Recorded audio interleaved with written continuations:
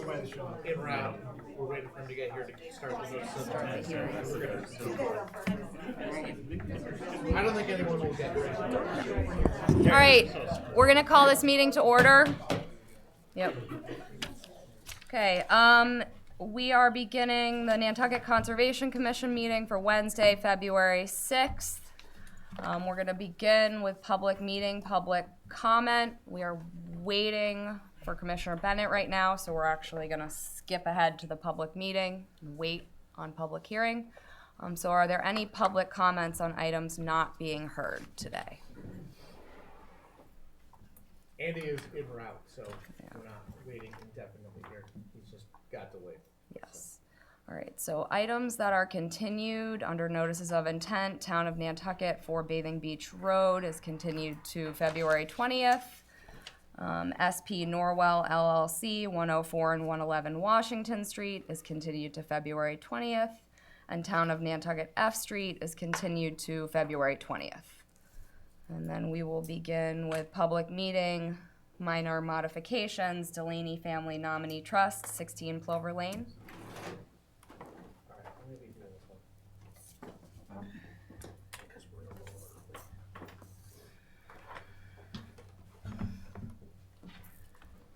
This was Arts that was there. Sorry. It's early. The modification request is from you guys for this one. Is under the utility section. They just wanted to clarify that they're going to have to install a new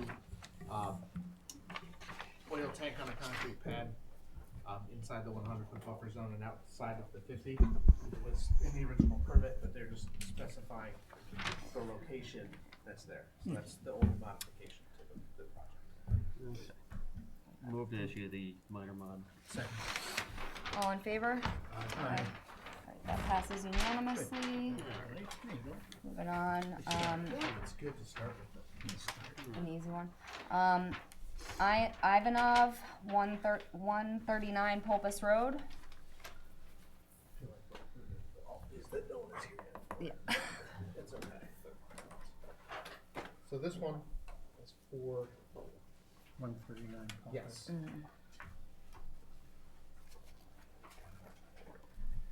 They are modifying the location of the approved structures. Remember, this is one that we did where they had approved kind of an envelope before. Just to kind of run through. We had approved the envelope in blue as the structure. They've finished their architectural designs and are moving most of the structure outside of the 100-foot buffer zone and outside of the envelope and locating 2 of the septic tanks to get the proper cover inside of that building envelope, but still well outside of 50 feet. So they're just modifying the plan of record to correctly reflect the architectural design. And that's it. Move to issue. Second? Second. All right, all in favor? Aye. Aye, that passes unanimously. Should we move on to certificates? Yes. All right, certificates of compliance, we have Bathun, 9 Main Ave.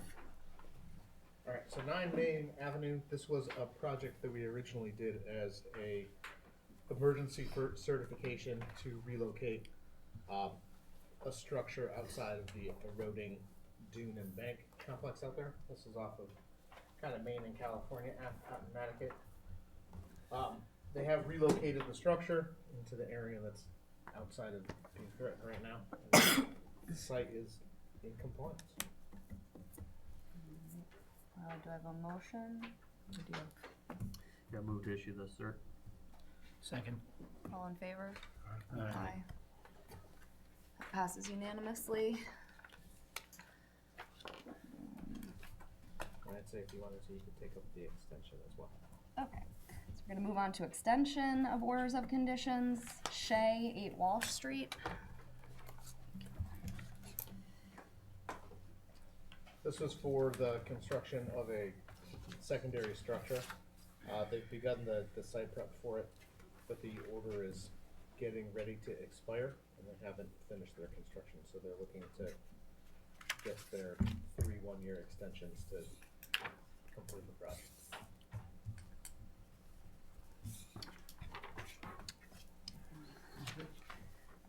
motion? Move to issue extensions? Is there a second?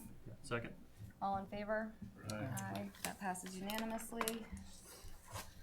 You want to do the amended order of conditions for Kimball Avenue?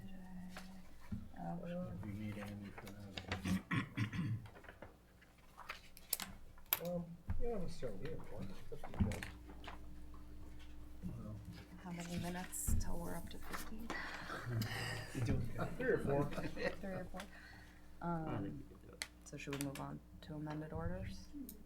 Do you mind, Paul? If we do the amended order first before Andy gets here? That's your project for Kimball. Sure, no, I have no problem with that. Great. So we're gonna move on to amended orders of conditions. Kimball, Sherburne LLC, 9 Kimball Ave. Thank you. For the applicant, Paul Santos with Nantucket Surveyors. This was a notice of intent filed for permanent zigzag sand drift fencing located on Nantucket Harbor at the base of a dune beach interface. This project is at 9 Kimball Ave. It abutted the project that we just approved at 17 Kimball Avenue. Public hearing was opened. DEP has issued a file number. I made our presentation and we were unable to close as we did not have a determination or a letter yet from Division of Fisheries and Wildlife. That letter has been received. It is the same new letter they're now issuing for these type of projects that was issued for 17, and I believe you have that in your packet. It's the same one that we received for 17, which again was specific with regard to the size of the piling, the spacing between the zigzag fencing, the predator perch provisions on the coast and so forth. So that's just of the application. Again, it's a duplicate application to the we recently want to throw for the abutter at 17 Kimball. So 17 Kimball is here, 9 Kimball is here. Standard 133 feet of sand drift fencing at the base of the dune, at the dune beach interface. And again, the details that are here had been previously modified to match the details we had received from the letter from the Division of Fishery and Wildlife on the project at 17. Let's see what I can answer any questions that you may have. Again, the only missing piece from this from that last meeting was the NHESP letter. Is that identical to the one for It's- 17? it's I i- it's don't identical. have It's it in identical. this package. Yeah. Okay. And even though that I had changed the plan to ahead of time, they still put all the information into this letter rather than just deferring to the plan. It's the identical letter. Okay, great, thank you. So do I have a motion to approve as amended? Is Motion to approve is amended. there a second? Second. All in favor? Aye. That passes unanimously. This one right for Andy. He's very close. Thanks for being patient, everybody.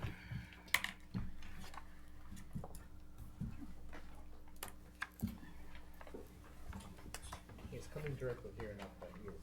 Borrowing my computer. So.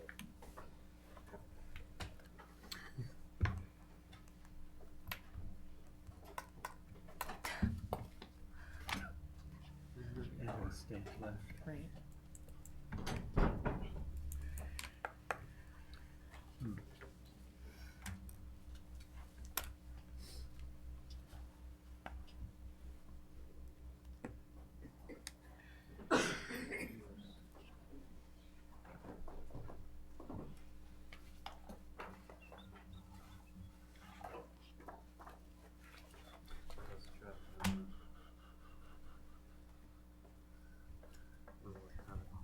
With the mooring or something, right? And just gotta stop them beside the road. Right away. And we were driven down, straight down the old one lights. Keep it going past 40. With huge this front wheel drive escape. Take that out onto one of the poles through the ice. It's functional.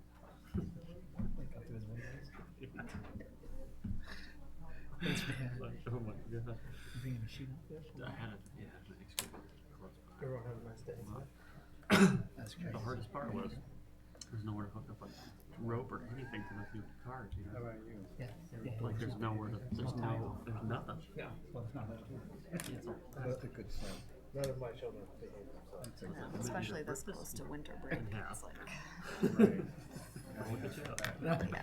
I'll be buying you a car. So the problem is the youngest one is You need a starting to have. come on, man. Going into the front. Oh, no. Yeah. That was She's that was not shy to use That was words. given. that was Come on, man. given. What's the matter with you? And He was she pretty is sheepish. more than happy to Oh my god.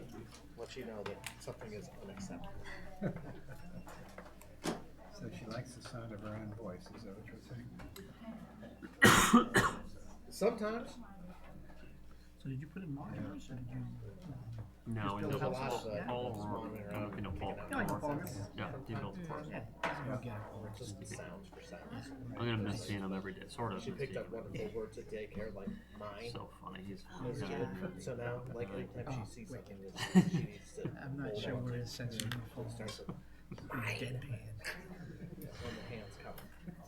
Because that Pretty is straightforward sometimes dude, things too. like Yeah, he is. your ear Ah, or something else. Yeah. There's nothing you can really do about it.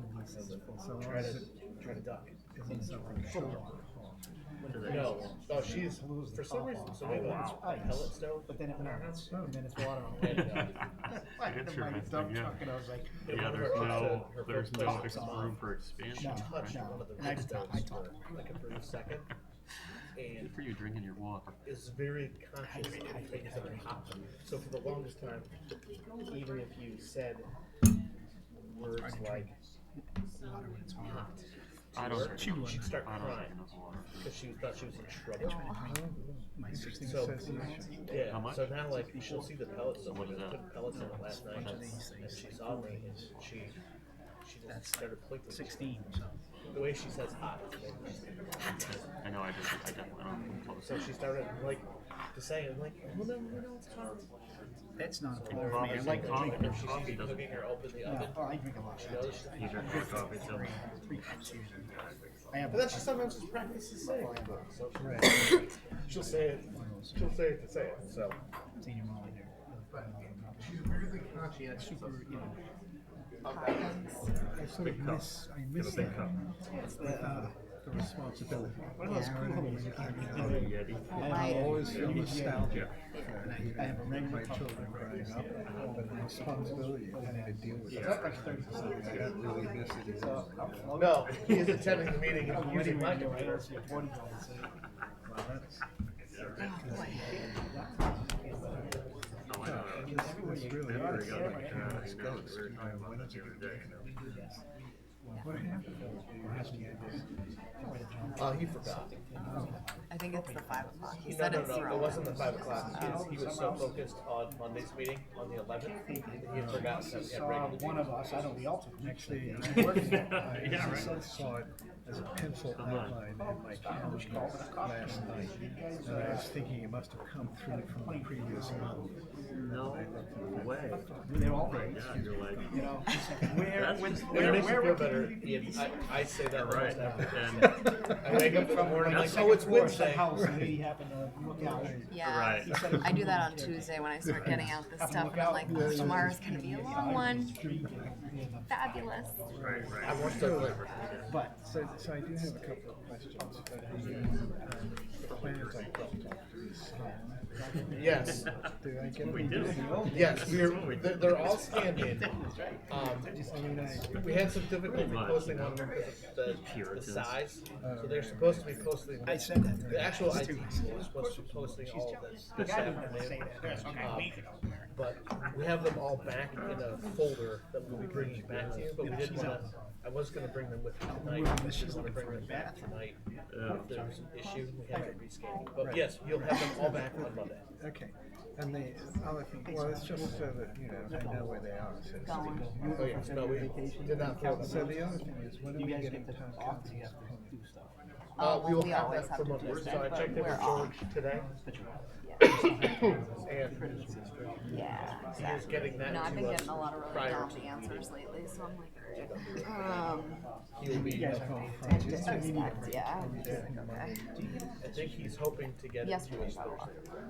That would be Where you just have to ask them That's- 6 times that is- for that them is to the do like plan. basic things. And you're like, alright. I will tell you that Do you have Nantucket has meetings managed with to, parents throughout the year? Did you bring these things up? keep George Bush Yeah, no, there's a fair amount. 40B and a few other things that are going on There's different that he kids have sent me different, emails today. yeah. I am diligently making it through my list of opinions of Nantucket stuff. He's like, I'm getting closer. Yeah. He's like, Student I count. know So you average all of my particular calendars class. set up, and I know Yeah, so everything it needs really to be depends. My there. earth science For the class most is pretty part, small he's like, this it's year. just a matter of sometimes getting I think closer they're like to 12, necessary to get there. And yeah, my AP class is then write it, size and then get someone to 15. look at it to make sure that he's My not bio classes crazy. are pretty big, 24 and 21. To go from there. No, well, good. Yeah, and those are freshmen, so like 24 of them is. I'm getting, I'm really nervous. It's tough to manage 24, 14-year-olds. God bless you. You kidding me? And try and like teach them that biology is important. See, I don't get it. My friend's one of the classes I'm wrong. No, we've already scheduled it for March as well, Yeah. so I can see it. it's gonna But they take us. also, they have to pass the class and I mean, the state science test is biology, so I'm like, you guys really, it's really important. For your credit and for the state test, you have to I'd say But they're 14 years old, they're not can't thinking. get Yeah. But sometimes they doodle their thoughts and I get to see it. Yeah. There's still, even if we get to the end of this, yes, sir. Yeah, we just did it because we were busy. We tried to call. Lucky people. you. Well, you can hang out. You're more than welcome to. There's a whole crowd to keep you. Hey, Jeff, could you do me a favor? I don't know if someone, could you get a hold of Art Gasparo? Yeah, and let him know that we did his minor mod for 139 Purpose as well. Because I don't think he has to be here for anything. That'd be awesome. Thank you. But Yeah. I told him to. I was like, I can't get fish. Even if you get place of public hearings, I'm gonna go disagree. Silver's Yeah. An email was forwarded to me about that. Yeah, she forwarded me the email. Yeah, contact. How'd it get so small? We had so many. Yeah, I need to look more into that because that was great. When it finally comes home to roost, it's gonna be ridiculous. There's gonna be a day of records there. It's like you said, why they would want to put What's your email from Joanne?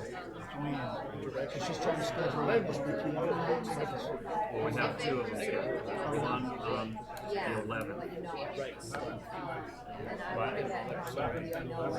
Yeah, right. February, next Monday. This Monday. And then March. his opinion and request. But yeah, just to even after the AP test. It's here, it's upstairs here. Substantially. They gave me And then between the side, And then I have like so like our kids are out of school the 21st. so I'm trying to make sure that. So public schools. Yeah, Heather just forwarded it to me, but I think that's maybe I haven't got there. No worries. I just wanted to make sure you got looped into that. Yeah, no, And they thank you. said, well, that had, this all had hot water. So that wasn't. Yeah, it's cool. It's good. We like it. It's small. It's good. Yeah, it's good. The building department. It's the focus My kids went to private school for kindergarten. Oh, that. No, they did. Oh, really? No. Well, no. Well, that's because there are lots of stuff Yeah. that's around, but Right. it still doesn't. What did you do? It still is, like you have building A, Yeah. you have building B, and you go like this. Sorry. We did Building some A, without and you. you get rid of building B. Yeah. I checked off the Was it ones here? we Did did. they go to school here? Yeah, we did all the ones we could do without you. I mean, if that were the case, everyone would just, I know, I feel the same way. there'd be a run on everyone's place, shed, someone's yard, place, Who? The Garland. Oh, God. Oh, God. Yeah. It's on another I planet. take everything back. I was thinking about it. At least not like that far. Feel free to use it. It's the whole packet is open. It's just regular PDF, so you can scroll up and down. Oh, does he need it? It's fine. Sure. But you might call us back to order when you are feeling ready. Okay. Okay, everybody.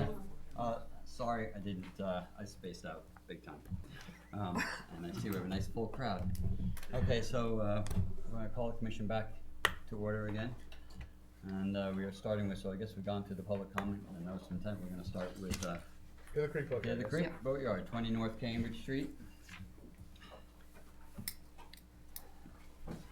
So just as a reminder, just kind of for the record, Commissioner Topham, who is not here, was also not sitting on this item anyway, so. This is as full as the board gets for this one. Yeah, well, let's see what We try to get you as flustered as possible.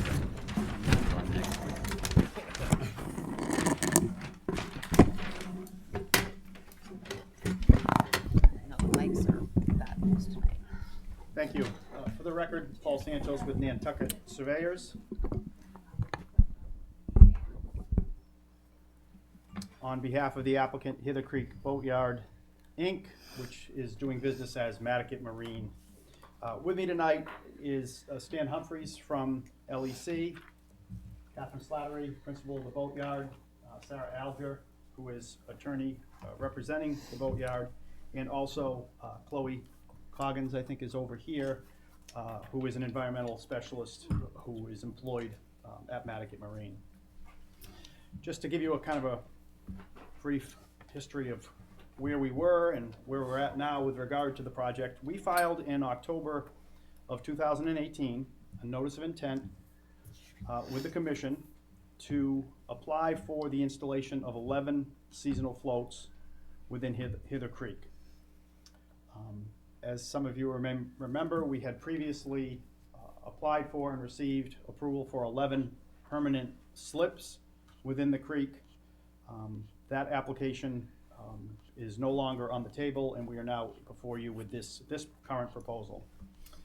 We had our public hearing, I believe, in October or December of 2018, at which time you heard testimony from myself, Attorney Alger, and also a group of abutters, concerned citizens, and Attorney Dan Bailey, who represents 2 or 3 of the abutters on the project. The original notice of intent was filed with the Conservation Commission. It was copied to the DEP Southeastern Regional Office. It was also sent to Division of Marine Fisheries and Sheila Lucy, the Nantucket Harbor Master. You have in your packet a letter from Division of Marine Fisheries dated November 2nd, 2018.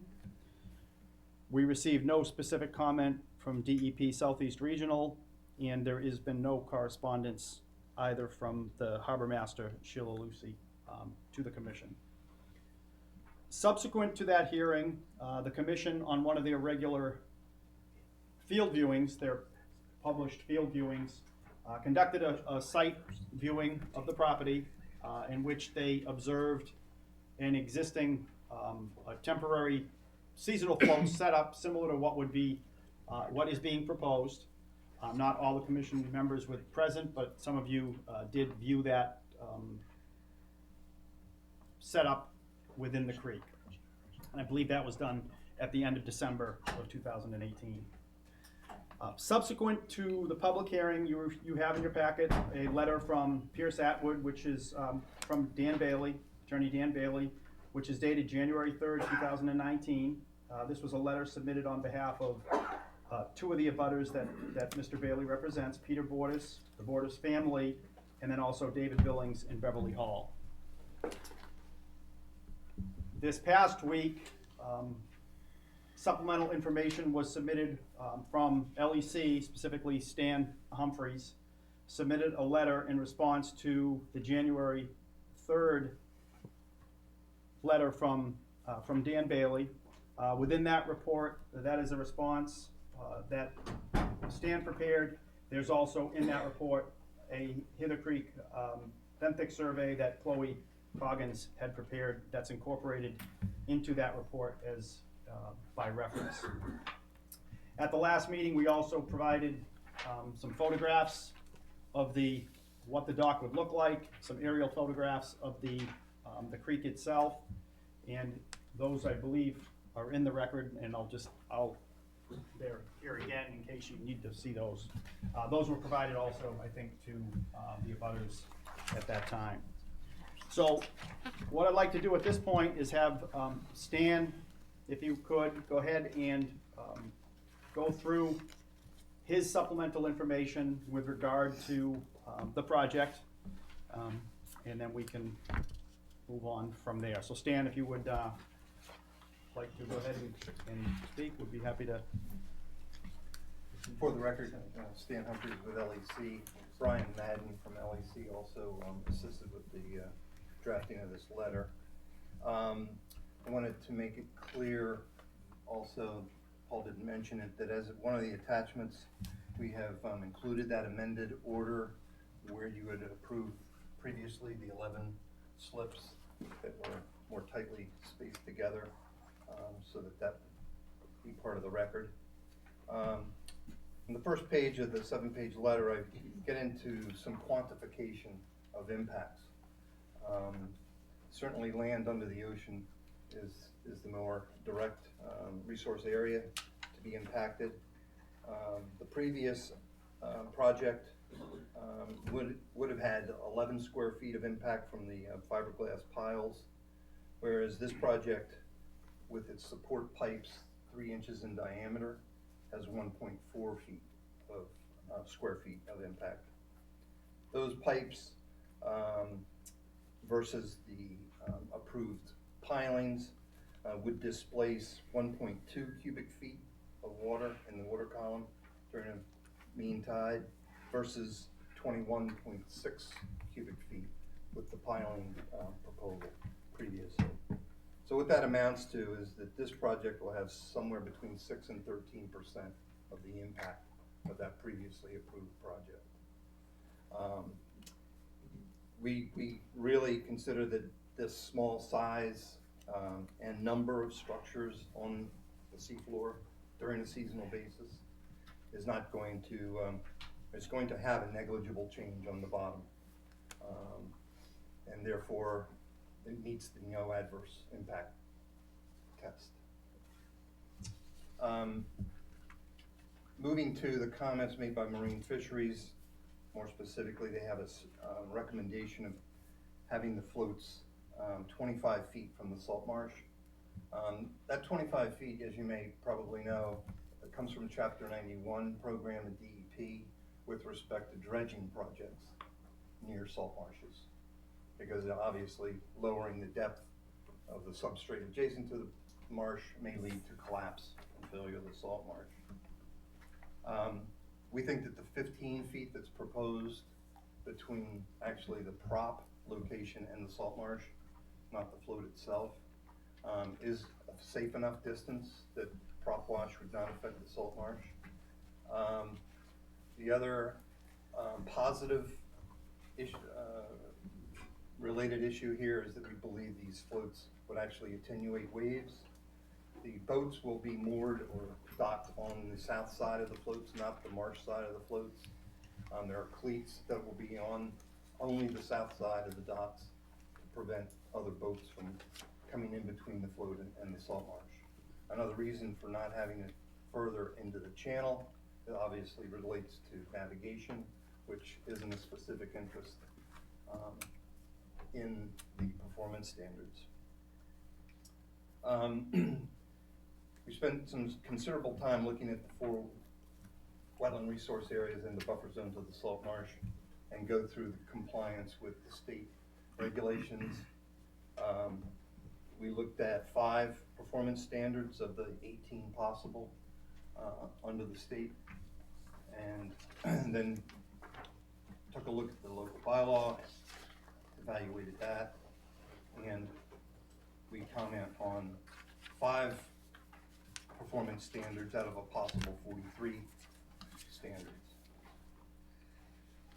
The interest of recreation was brought to your attention, I think, through the Pierce Atwood letter. We think that the 11 boats positioned parallel to the marsh will not encroach within the navigational channel, therefore will not impact the recreation interest. This is a marina. One would expect to see boats at a marina. There's not a proposal for a floating restaurant or some other structure that wouldn't be compatible with this environment visually. And I just think that in conclusion, I keep coming back to the lack of a measurable direct impact to land under the ocean. And I think that we've addressed the concern of increasing erosion of the salt marsh by having the boats parallel to the salt marsh, not perpendicular, and far enough away that we don't expect any adverse effects. So question, how close is the closest part of the float to the salt marsh? Because you said the boat prop would be 15 feet. There are 2 different types of floats, or 2 different widths of floats, I think 3 feet and 4 feet. I think the closest it comes to the marsh is somewhere in the order of 8 to 9 feet. Yeah, so by 3 feet and 4 feet, the minimum would have to be, actually would be 10 feet. Well, depending upon, you'd have 12 feet and, 3 foot, one of the other one's 4 foot, so 11 feet. It would be the minimum required in order to obtain the 15 feet to the far side of the float. I mean, the propeller or the motor itself is gonna be offset from the boat, depending upon what the boat is. Right. Also, but if the safer way to guarantee that it's not gonna be any closer would be to maintain the 15 to the face side of the creek side, if you would, of the float. Okay. I mean, then you're probably gonna get, I mean, depending upon the size of the boat, you know, whatever distance, 2 or 3 additional feet maybe, or, you know, depending upon going in that way. And there's no proposed use of these floats on the interior side? Correct. In other words, you can't pull a boat up on the other side? Correct. Will there,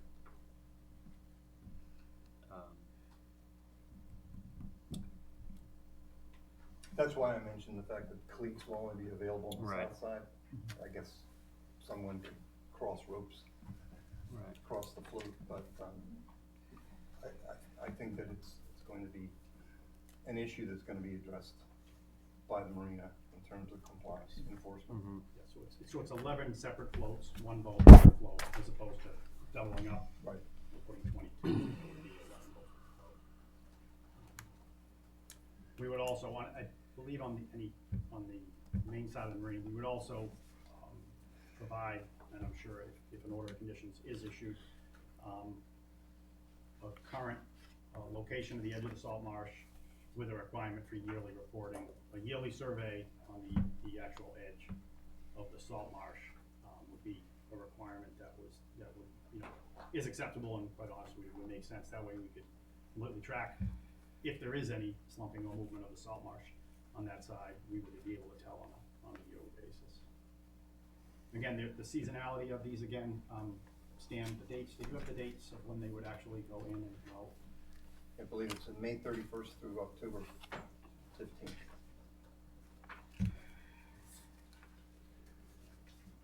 Did, Army Corps review this project yet? No, the first step in that process would be to come here first, obtain the order conditions. Typically, depending upon what type of project you have, the typical would be to get the order conditions first, then your Chapter 91 Army Corps would follow after that. Correction on the dates, May 15th to September 30th.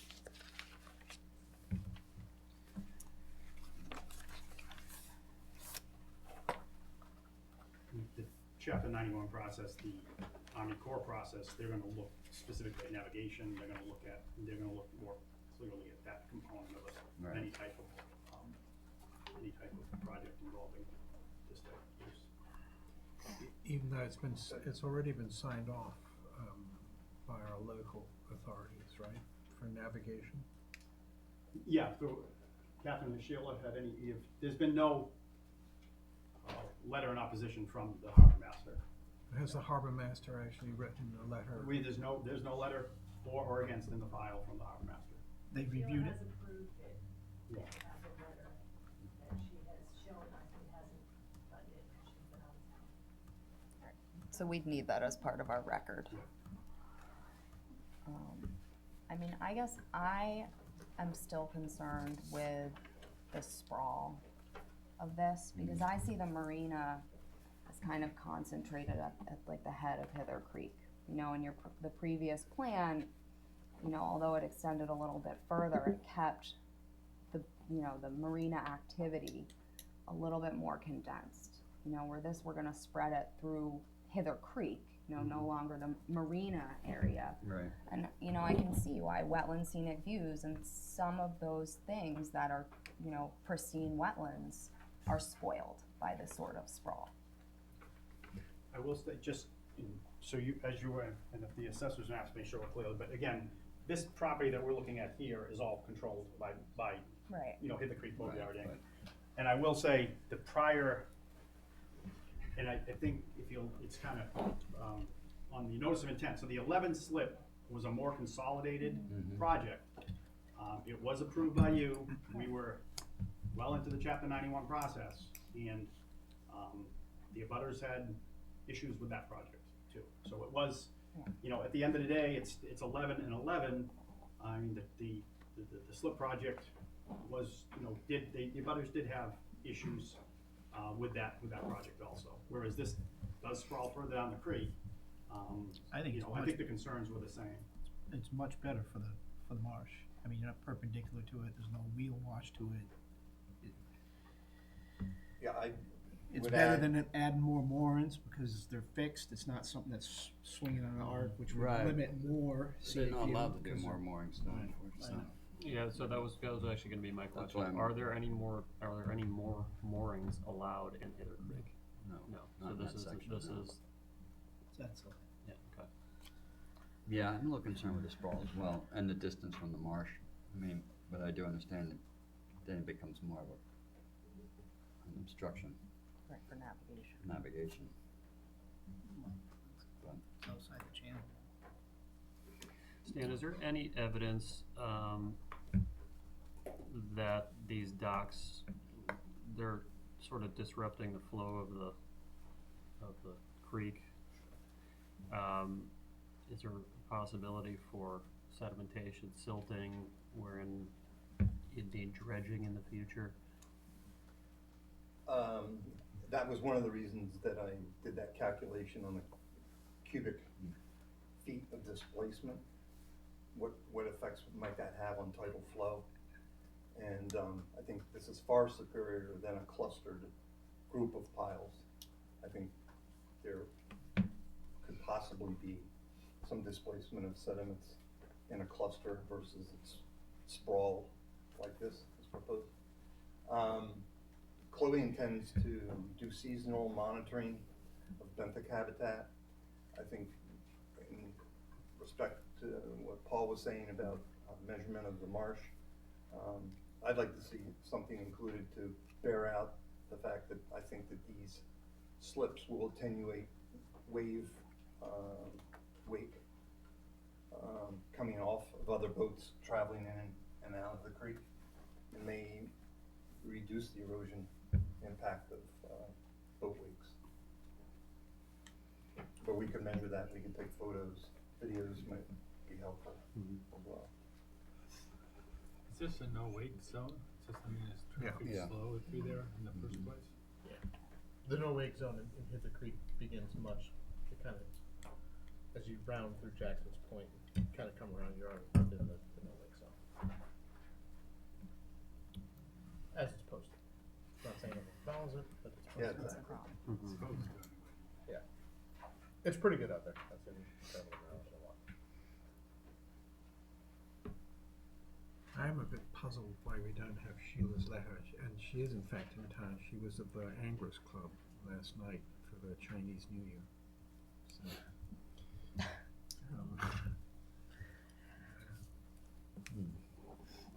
Yeah, I mean, well, And this project's been a long time coming. yeah. Well, I guess in that regard, I mean, that's her thing. We don't regulate, the boat traffic. I mean, boat safety's not one of our, and I understand your concern, Ian, but it's not in our purview. Sort of like traffic, we hear that about, well, we can't do that there because it'll cause traffic. Well, that's not our gig, you know? I stand admonished.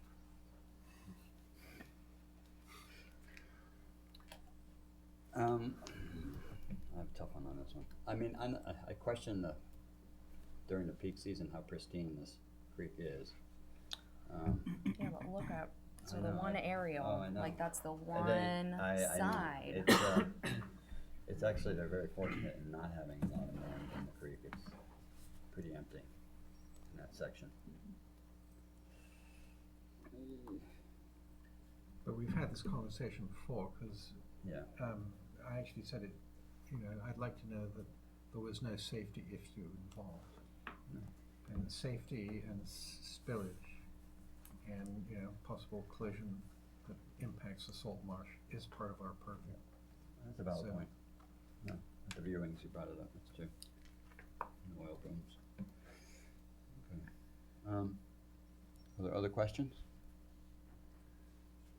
Ready for the public? I guess, gotta be. Okay, open it up to the public. Okay, could you come up Could you- forward and Yeah, give your If name? you're gonna speak, please come up and give your name and get close enough so the mics can pick you You up. gotta come up front to the microphone. Just so you know, none of us could hear you back there. We can't hear a thing. Okay, Yeah. Mr. Campisi, my questions are, how large are the boats? What scientific proof do you have for scientific modeling of how it will affect the environment, as well as, you say, oh, it's only feet away from the marsh. Well, you know, feet away affects the environment of the ecosystem. What proof do you have? I see no models Good. displayed or anything else. I think your friends will not hear you either unless you have the Oh. microphone. Should I repeat? Citation needed, what proof do you have for everything you just claimed? Scientific models, studies, size of boats. Why do you think that feet away will not affect an ecosystem? Show the scientific evidence. Please, as opposed to, this is our opinion, based on a little bit of numbers we did of calculations. That's my questions. Thank you. Very good. Thank you very much.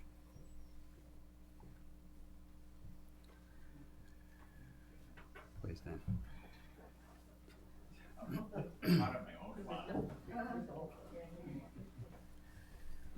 No, they have it up here. For the record, Dan Bailey, from Pierce Atwood, representing, Peter Bordas and David Billings and Beverly Hall, who are abutters. Mr. Bordas's property is the Still Dock Nantucket LLC, shown on here, and the, Billings property, Mrs. Hall's property is right here. I want to touch on a couple of things, and what we're going to do is I'm going to speak, not surprisingly, to the legal issues. Then Mr. Billings is going to speak on a couple of issues, and Mr. Bordas is going to talk about some of the the erosion effects in particular that he's observed on his property, which he's owned for many years. I want to touch first on a couple of things that just came up. The first is the whole issue of boat traffic. And I understand that traditionally the commission doesn't have a role in regulating boat traffic and navigation. But I submit that this is a different situation, and that under your bylaw, you very clearly have an obligation to promote, protect recreational interests in resource areas. And recreation is defined as activities of individuals done for relaxation carried out in resource areas of this bylaw, which include but are not limited to swimming, picnicking, walking, hunting, fishing, and boating. So we've got fishing, swimming, and boating, all of which occur in the creek on a regular basis.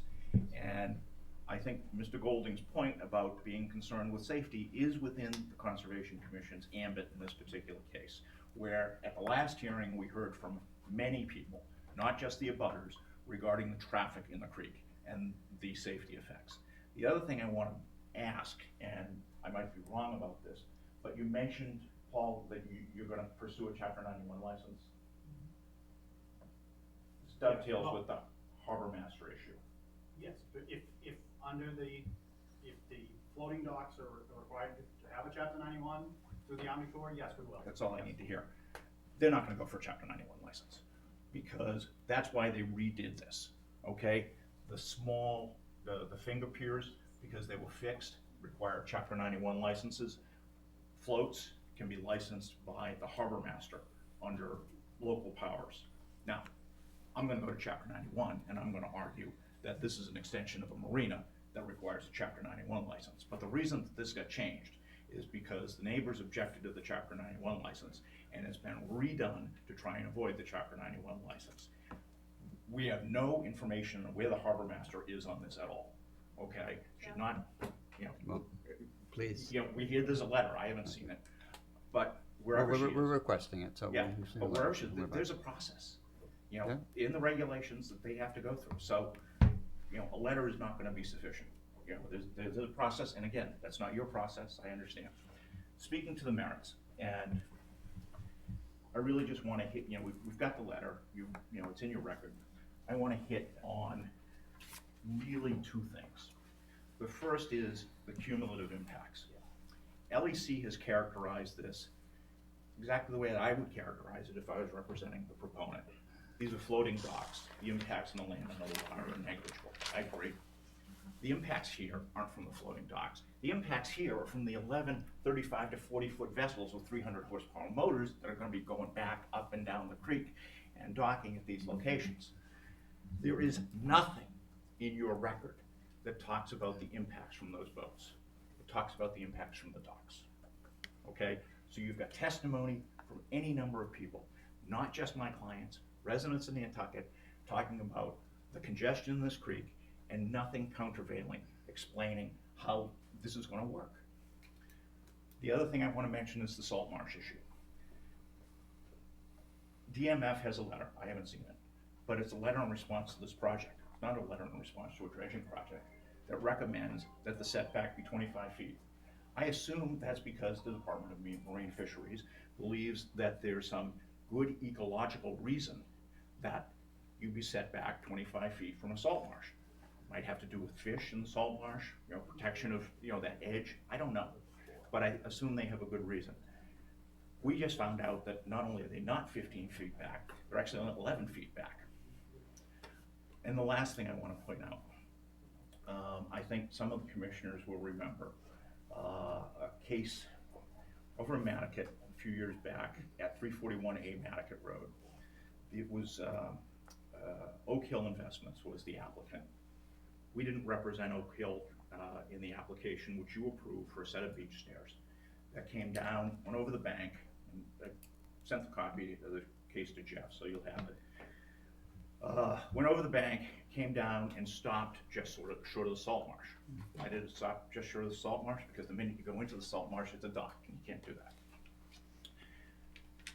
We represented Oak Hill on the appeal of that. So we were on your side of the table on that one. We lost.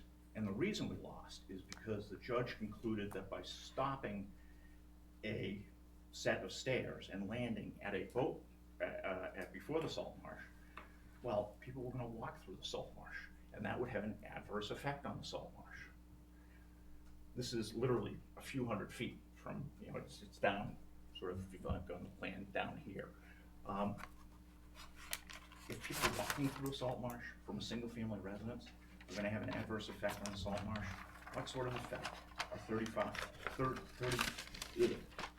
30-foot boats with large horsepower engines within 11, 15 feet of salt marsh going to have?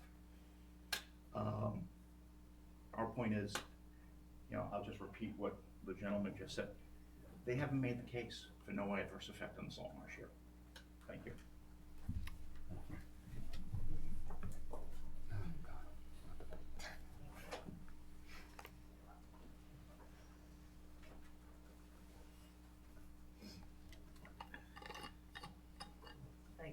Good evening. Hello again. Glad you're here. I am going to be very brief. Yeah, because are these what we saw the last time? No. Okay. Introduce yourself again, please. I'm David Billings. I live at 44 Tennessee Avenue. I'm married to Beverly Hall, who's also here. I have one of these for you.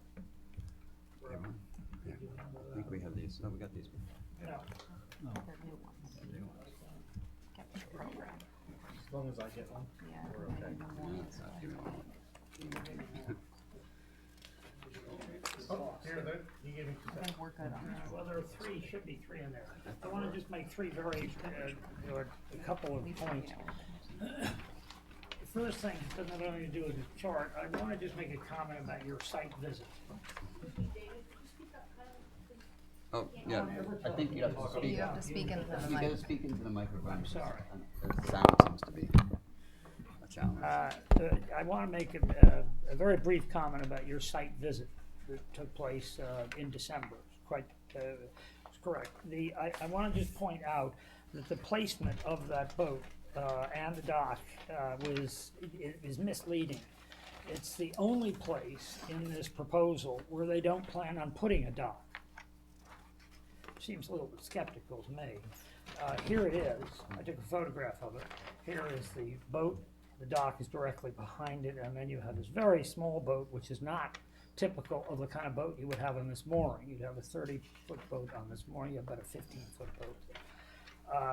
But interestingly, I'm just going to use this to illustrate, it was located, your site, the dock, was right here. This picture was taken from the second floor of my house. This little gully here is this this gully, right here. The house was here, second floor, the gas. So it was right here. It's the one place, but you don't have the dock. It's misleading. The reason it was there is because it's the single widest place. And I have these photographs for you. The first one, and you have copies of these that I gave you. The first chart I wanted to give you is what I now call Exhibit C. There's been a couple of comments about how small this project is. There was some comment about 1.5 feet of displacement of the water and stuff, and I'm sure that's inaccurate. But the real measurement here is how large, what a sprawl this is. This is 540 feet long. Going down this very fragile, very thin creek. The old one, which was withdrawn due to opposition, the old one was only 211. So any reference that this is small or the same size or whatever, that's not accurate. This is 542 feet. Second item, which you have seen before, shows the boats as, this is from Paul Santos, this drawing, of the docks. We put the boats in, and it shows this line here, shows the 15-foot setback from the buffer. These boats do not comply with that 15-foot. Visible, it's right here. It's not outside that 15-foot. By definition then, and this I think is new, this is the new regulation, or the new recommendation that the department has issued. About 25 foot the setback should be. Entirely the boats are in it. And the reason is that, as it has been pointed out, these are hugely powerful engines. You're gonna have these well within the entire boat, the engine, everything is in there. They're not in compliance now with the 15-foot. They can't possibly be in compliance with a 25-foot. Thank you for your consideration. Thank you very much. Thank you. Would you like copies of these photographs? I'd like them. Yeah, to be yeah, record. we do. Yes, please. Yeah. Anything that's used as an exhibit, I need a Thank you. copy of for the record. Yeah.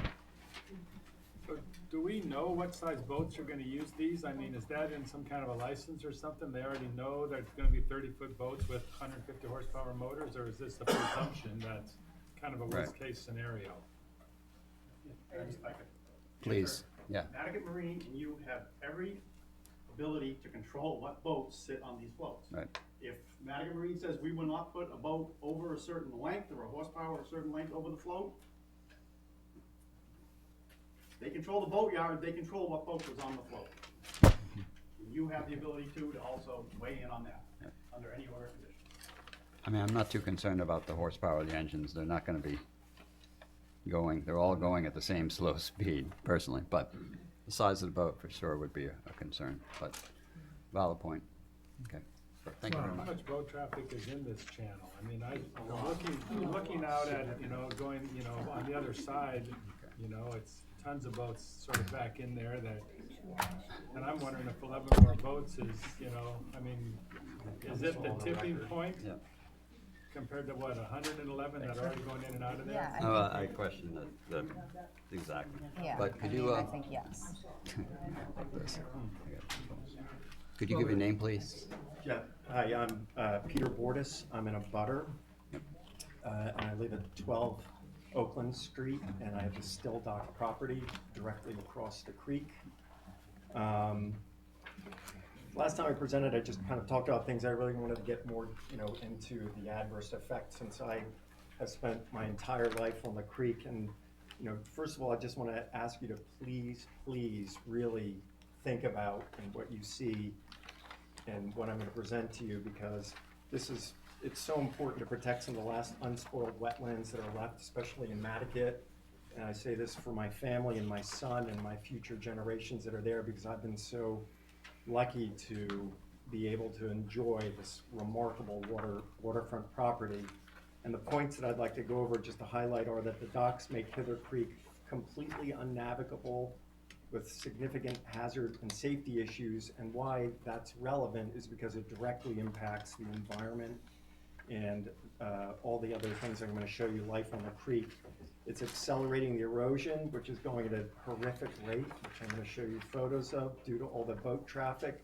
And I would argue is even worse, because all the boat traffic will double on one side of the creek, creating even more impact on, maybe the docks will protect one side, but the other side is going to be impacted even worse.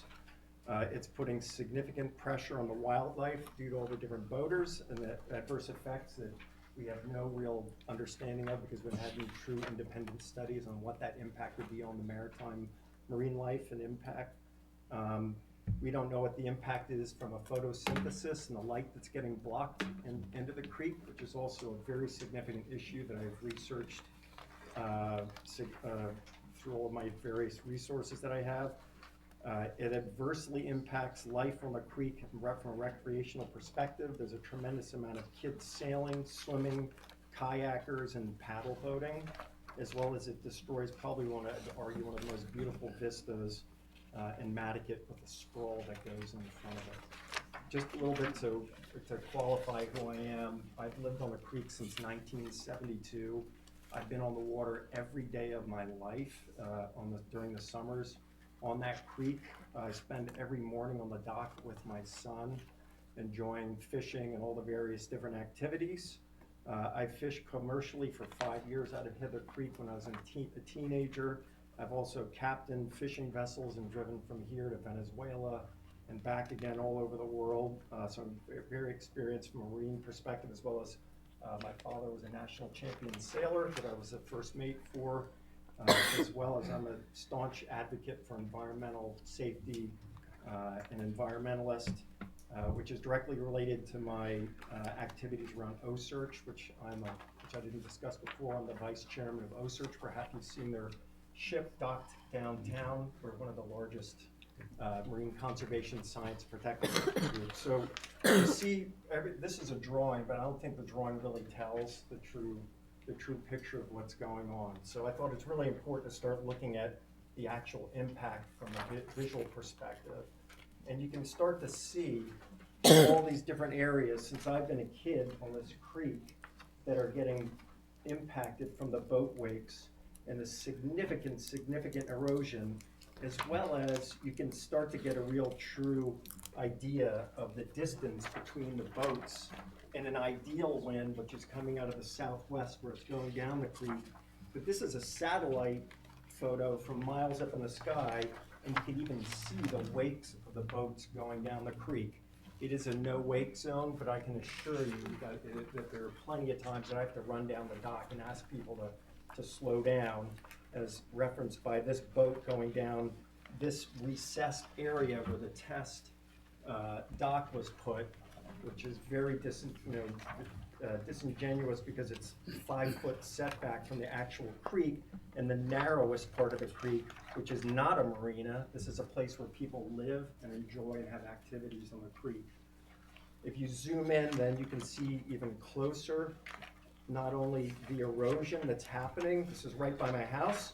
Yes, you can see where my dock is, that it's been protected, but you can see this since when I was a child from years ago, this was a straight line across both sides. Can you show it We this way, because you're pointing that way and we can't see And you it. can see you can see all of this erosion that's been happening on the creek from the boats and where my boats are. Yes, it is protected, but I would argue that this whole side of the creek is going to become unusable, and I'm going to show you why, forcing all the boats down this side, let alone there's no space for 2 boats going back and forth on that side of the creek. Those are your boats?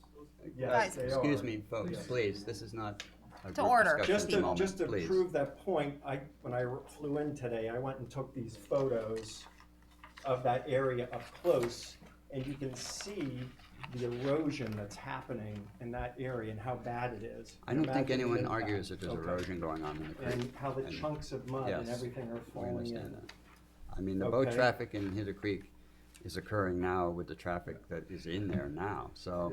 Yeah, so imagine 11 more boats going out, in and out every day, we with understand. dinghies going to it.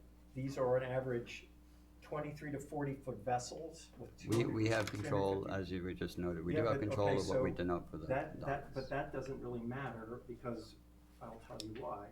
Because in a meeting last June with Catherine Slattery, when we discussed the other project, the whole point of the project, quote unquote, the expansion is to enable Nantucket Marine to have larger boats, because they make more money per foot on the dock, within that area on the marina. So even if you're putting smaller boats on here, how are those larger boats gonna get down through this creek, part of the creek? It's physically impossible, because I've navigated those waters. And when you look at now marrying the satellite map with the physical photos, you start to get a clear picture of these boats coming down the creek, and it's actually running into the docks that are proposed to be out there, let alone if there's an east or a west wind when these boats are coming in the different directions.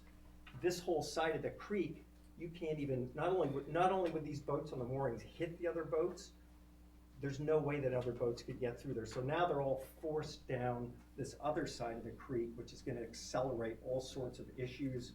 I would even argue that becomes so unnavigable, because I talked to my cousin who owns he was just voted as the #1 marine in the United States, and I happen to know it, he's very familiar with it. Both he and Chris Shannon are both members of the ARBA Boating Association. He said, as I said in here, there's no way the opposing traffic only having a single channel, which is there's just no way it's wide enough. It's already a very busy working boat yard, and this is another thing that hasn't been discussed yet, with many boats, and when they move them, they put them on the hip. So when they move the boats, they attach them on the hip. So now you've got double wide boats being moved up and down the creek. And then east or west wind, the propellers and outriggers will be hitting the moored boats and the boats passing by and the boats on the docks. If the west bank is developed, it makes the east bank unable to be developed, and thusly would probably impact the value of the properties. And as we've run into our issues in our wetlands, the number one issue is the impact of the environment below and photosynthesis. Now, the last couple of points I'd like to make is to the point of that we don't know what it does. This last summer, there were hundreds of dead striped bass floating around in the creek, and nobody knows why. I'd like to know why. Was that because of the gas in the creek? Was that because of toxins in the creek? We don't know what was going on there, as well as all this crazy kelp that grows in there. Also, most importantly, this is what life on the creek is like, right?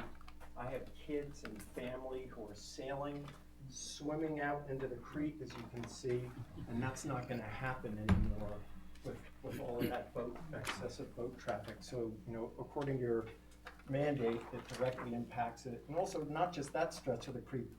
This stuff is happening everywhere in Hither Creek now. All these areas are caving in from the rising waters and the excessive boat traffic. So I don't wanna just think it's our part of the creek. We really have to think of the total impact overall of the creek.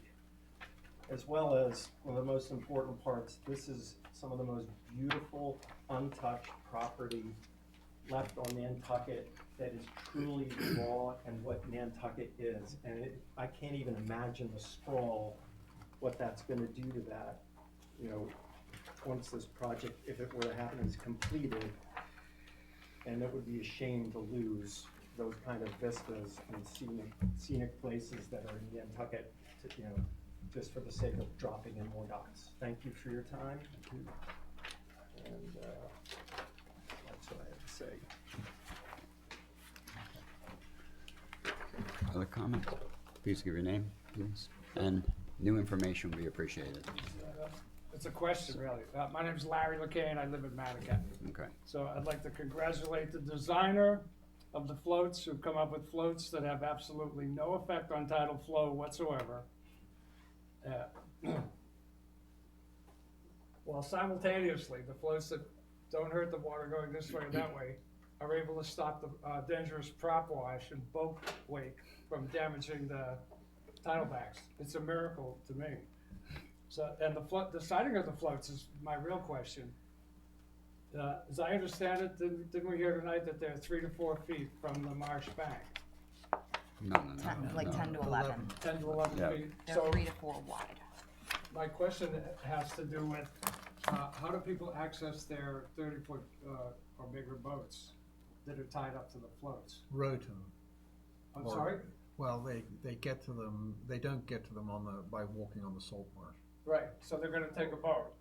They'll be brought out, motorboat? probably brought out to the dock, I assume.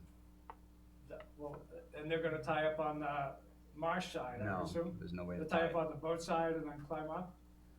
We will have to get a verification on how Okay, how but they you see my intend point to. was, We understand what your concern is. how we're gonna go, so, Yep. that's all, thank you. Yeah, thank you very much.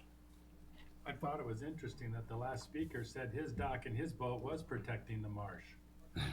So there we go. I don't know, that seemed kind of odd to me. Are No, both, this is a separate My issue. side of Okay. the creek is not protected. It's gonna have twice the boat okay, washing. rates okay, and please, let's not discussion, let's not get back and forth here. A little control, please.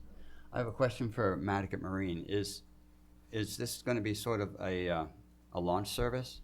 Or do people go out in their rowboats or motorboats? We have 4 rowboats that'll row out. Okay, And that's what happens with our rented moorings as well. okay, thank you. Okay. This may kind of be a stupid question. So still where they're big boats on, I guess, the south side of these floats, so they'll tie the rowboat up on the Salt Marsh side? No, there'll be On an nothing to tie end? on it. They'll board their boat, they'll tie to the front, and then they'll move around. Well, as a practical matter, Yeah. my guess is the rowboat is gonna drop them off where it's easy to get onto the float. Yeah, which will be the open side. Well, I think it's a valid point. That's a rowboat. Right. And they don't make a lot of weight, do they? No. No, but Not when I roll if in we there. have a 25-foot from the salt marsh, now we're getting even closer than that 25 feet is what we're getting at, you know? So we do have to think about that. Well, kids on their kayaks close too and their sailboats, so is that a problem?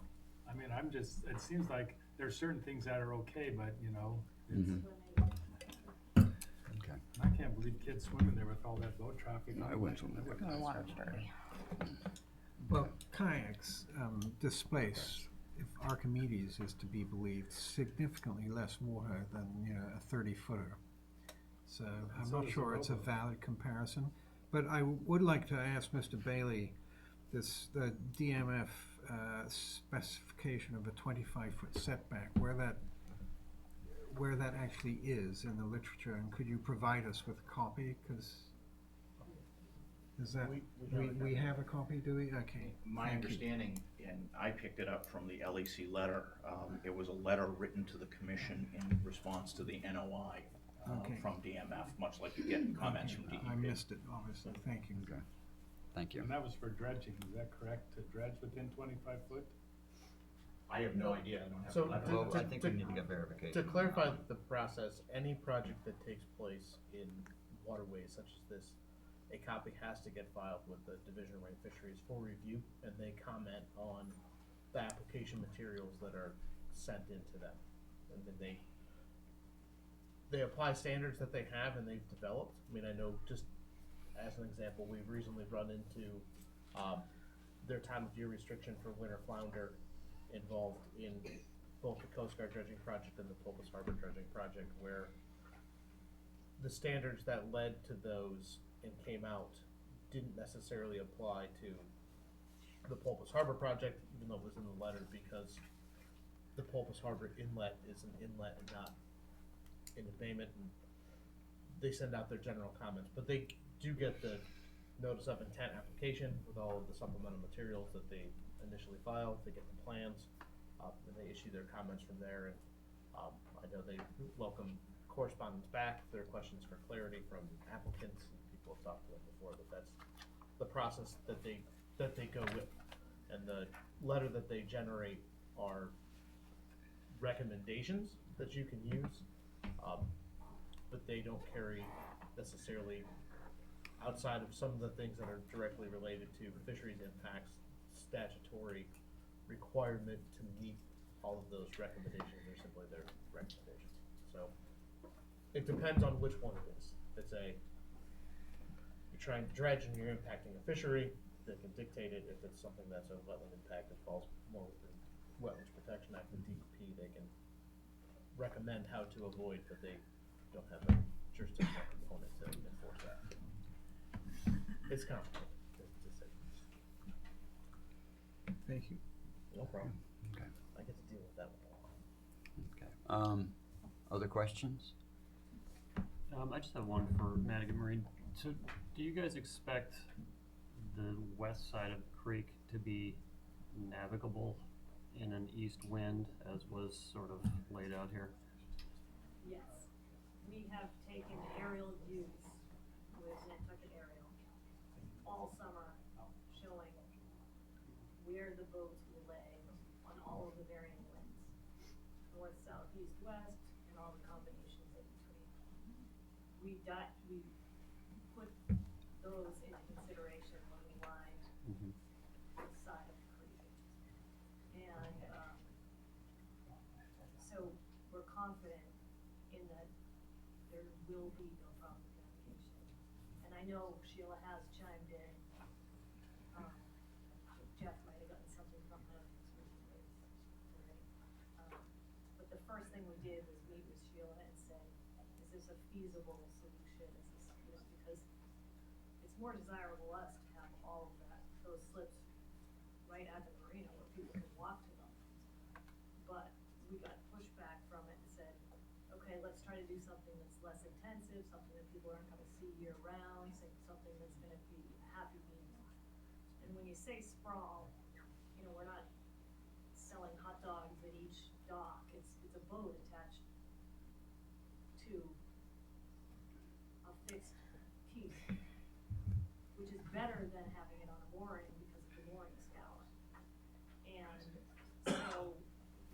you know, the length of the creek, we tried to place it so that we would be able to maintain navigation. We didn't keep them all close right to where the creek, because that, where that is the narrow part, which is why we pushed them up further. So I don't, you know, it's hard for me to say it's a sprawl because it's a boat on the water. So, I'm wondering if we can get some of those Nantucket aerial photos submitted for our record, just so that, you know, everybody can see those. But again, I mean, I know it's just a boat, but I picture off-limit beaches where you have cars driving, and if they were allowed to park every 20 feet, that's a sprawl of those single cars where you would have open beach. So it's actually, you know, kind of better to concentrate them if we're thinking of open vistas, open views, and things like that. You know, so even though it's a single boat, it's the 543 feet of, you know, Marsh versus the 270, I think, of the original. And I mean, we had been very clear and open to say that we could put conditions on it, that they all had to be in this one, you know, in the wider area, in one location. So we have 12 acres there to play with. You know, it's a longer row, but those are conditions that could be put on as well. It seems to me you're getting a little bit more kickback on this project than your previous one. Like we approved the first one. My memory, yeah. Is there, no, please, no, please, no, please. It's not navigable. Could you give me a minute? I'm in the middle of a question here, could you please? It seems like, yeah, it seems like we approved the previous one. And I would like to get some more clarification on the Chapter 91 and the Army Corps' view on this, if this is a loophole or not. I mean, because it definitely seems to be a concern of safety. I know that safety isn't a concern, but at the same time it is. Ian's point, I think, is very valid about collisions and such. But No, and I will confirm, I mean, yeah, that would be great. Sheila is following along. I know she did send me a message that she doesn't have concerns with it. And we can put that to the record, but I'm sure she'll have better comments to go through. So, Yeah. was trying to get it immediate quick, and it was. Yeah, no, I understand. I just say, I She'd just like mean, to use that more, but she did send that she doesn't have an issue, but I'm hoping that she'll detail that further.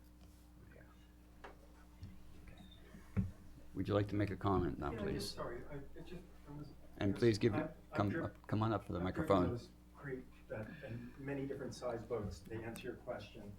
When there's a west wind, I cannot get, unless you're very, very skilled, within inches, you can slip a boat up the west side of the creek with the other boats there. If there are docks there, first of all, when there's a heavy wind, those moorings pull feet from the heavy weight of the boats.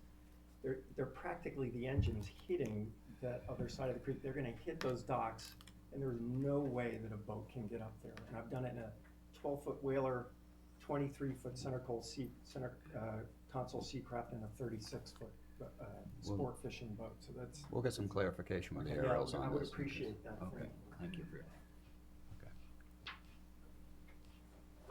You have a question? Yeah, please. Thank you. Again, Paul Santos with Nantucket Surveyors. Just a few points on some of the issues that were raised. I think, first of all, I think this commission is savvy enough to know that the floating dock that was put out there for a purpose, to show you what the floating dock looked like in the creek. I mean, all of you that went there know that a dock that's sitting where it wasn't 10 feet from the creek, and it didn't represent what the project was. It was to show you how the pilings and the dock was sitting in the creek. So it wasn't put there to deceive the commission and say, I'm 40 feet from the creek, but this is how it's gonna look when it's done. We all know that that wasn't the case. The other issue with regard to navigation, and I guess we'll kind of come back to that because it seems to be a continuing theme here, is whether a Chapter 91 is required or not. And I mean, Dan's gonna make the case, no matter how this goes, that a Chapter 91 is gonna be required for this project. Whether it is or it isn't, under Section 10, under the Army Corps regulations, the Corps is gonna look at this with regard to navigation. whether the chapter 91 is required or not, the Corps is gonna look at navigation. That's my question. And the question becomes, do you feel as a commission that you're more qualified to review this project on the navigation than either through the chapter 91 process or through the Corps process? I mean, navigation's gonna be looked at. Whether it's 91 or whether it's the Corps, it's gonna be looked at. And I would say, next to Peter, who probably knows, I mean, he's lived on that creek, obviously he knows, he's boating. I mean, Chris Shannon knows the creek too. Chris Shannon knows the boatyard, he knows the creek. I mean, I would just, you know, they wouldn't be presenting a project to you that they don't think can viably work for the marina and provide some additional space for the marina and also work from a navigational issue. I mean, Chris knows the creek probably just as well as Peter. A lot better than I do, all right? And I'm sure when the Corps gets to it too, those guys are gonna look at it from a different set of eyes. I will say, quite honestly, I mean, putting the floats on the west side of the creek, I mean, today I guess I could come up, bring a boat up and ride right along that salt marsh. Now I'm gonna have now I have a dock in my way, now I've provided actually an additional buffer and protection to that side of the creek, whereas now boats can't get any closer than these floating docks. It's actually provided some form of protection to the west side of the creek. I don't have to get up here and explain to you what a good neighbor the boatyard is. I mean, you know, they've been a client of mine for 15 years. We've done upland projects, we've done the reworking of the existing slips, the handicap accessibility issue, the changing out of the floats to state-of-the-art components. I mean, we all know who the boatyard is in the community. They're a good neighbor. Their intention here is to keep a viable boatyard on the west end of the island. I mean, it's a business, but this is still a public boatyard, if you will. This is not a private club. It's a public boatyard. And they're just trying to provide some additional space within the limits of the property, essentially, that they control on the westerly side. And lastly, Dan made reference to the Oak Hill case. I don't see the correlation between the two. I think a case where you had people with a kayak or a canoe trouncing through the salt marsh, I think it's just a little different. It's not a parallel here. I mean, I understand the comparison between the effects on the salt marsh, but that case was specific to traffic on the salt marsh. No one's gonna be on the salt marsh in this particular case. I mean, there are effects on the salt marsh. We've tried to minimize those, but there's no direct impact where people are gonna be jumping from these docks onto the salt marsh and walking up to Little Neck Way. So, as I said, thank you for your time, and I'd be happy to answer any questions you may have.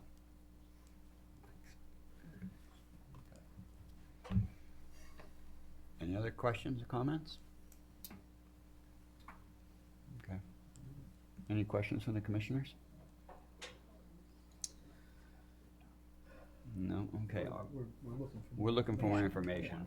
So I'd like to, Yeah, I would like to get the harbor master's point of view on this, the letter. What else? Those aerials from the Yep, summer. the aerials. Any other information any members would like? the aerials showing the east and west Yeah. winds specifically. Yeah, all the different wind directions that Right. she spoke of. Very much so, 'cause, I mean, the way Peter describes it, as it is now, some of these boats on the moorings are that close to the marsh that it becomes inaccessible on the west side. Mm-hmm. Unless you are a very, very skilled boater, within inches between the props and the marsh. Bumper cars.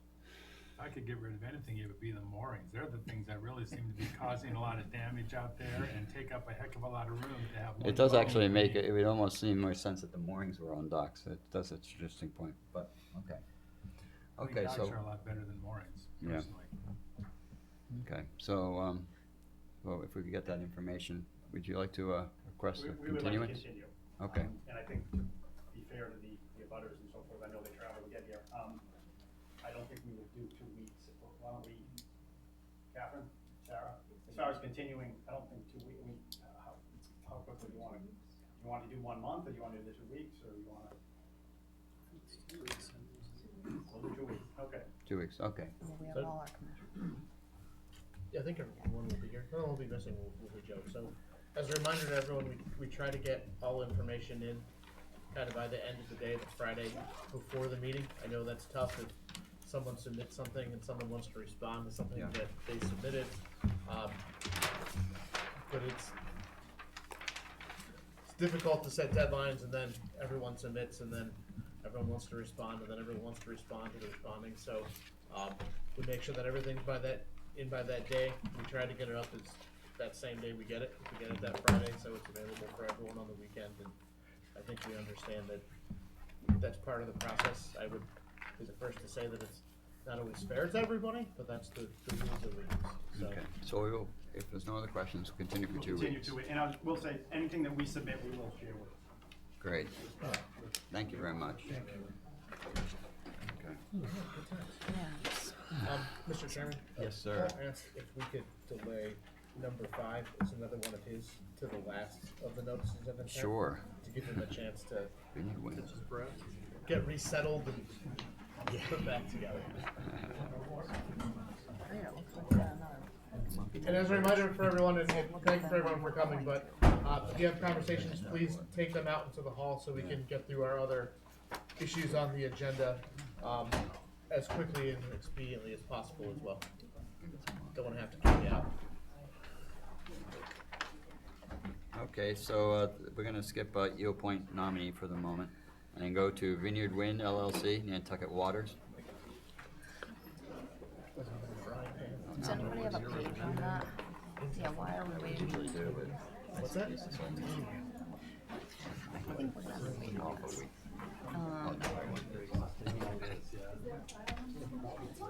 No, we have not received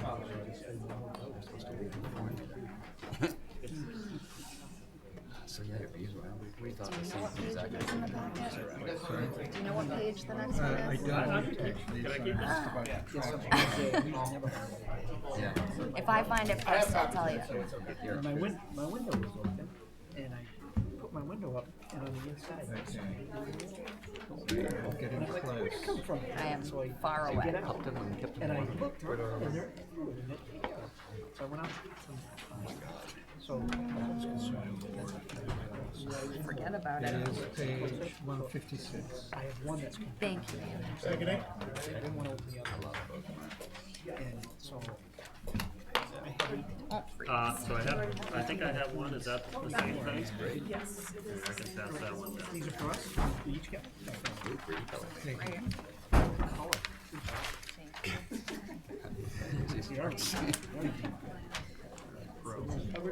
We can share, don't worry about it. I don't have a set. I mean, if you Yeah, have more extras, balance. yeah. If you have some for everybody. I might have duplicates here. You do. We have them. We doubled up. Here, we can share this one, Dave. You and I can look at that thing else. 156, Ian said. With back. Somehow I cruised past it. I like my little apple.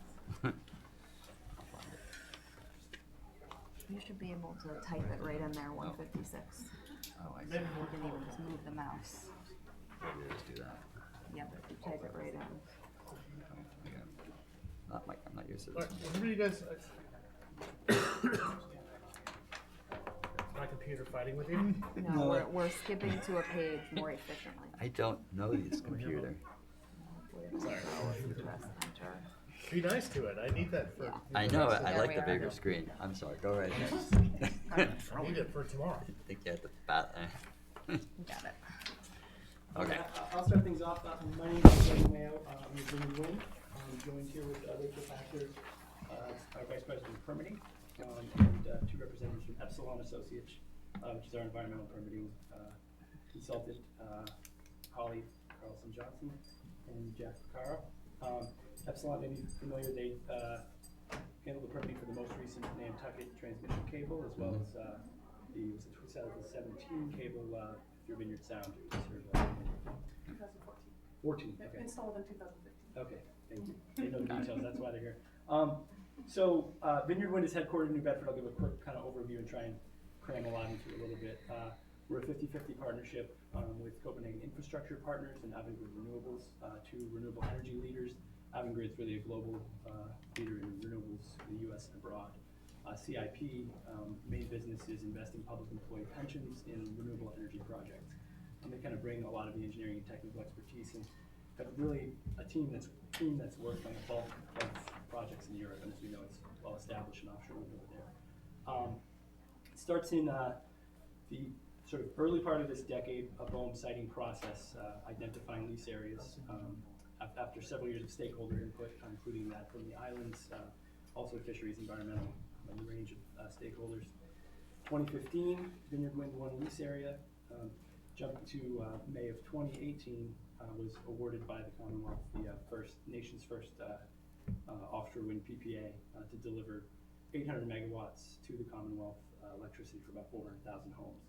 So that project is slated to be located 14 miles south of Nantucket, with a transmission project that is going to be proposed for Muskegon Channel coming up from the OCS, landing in Barnstable.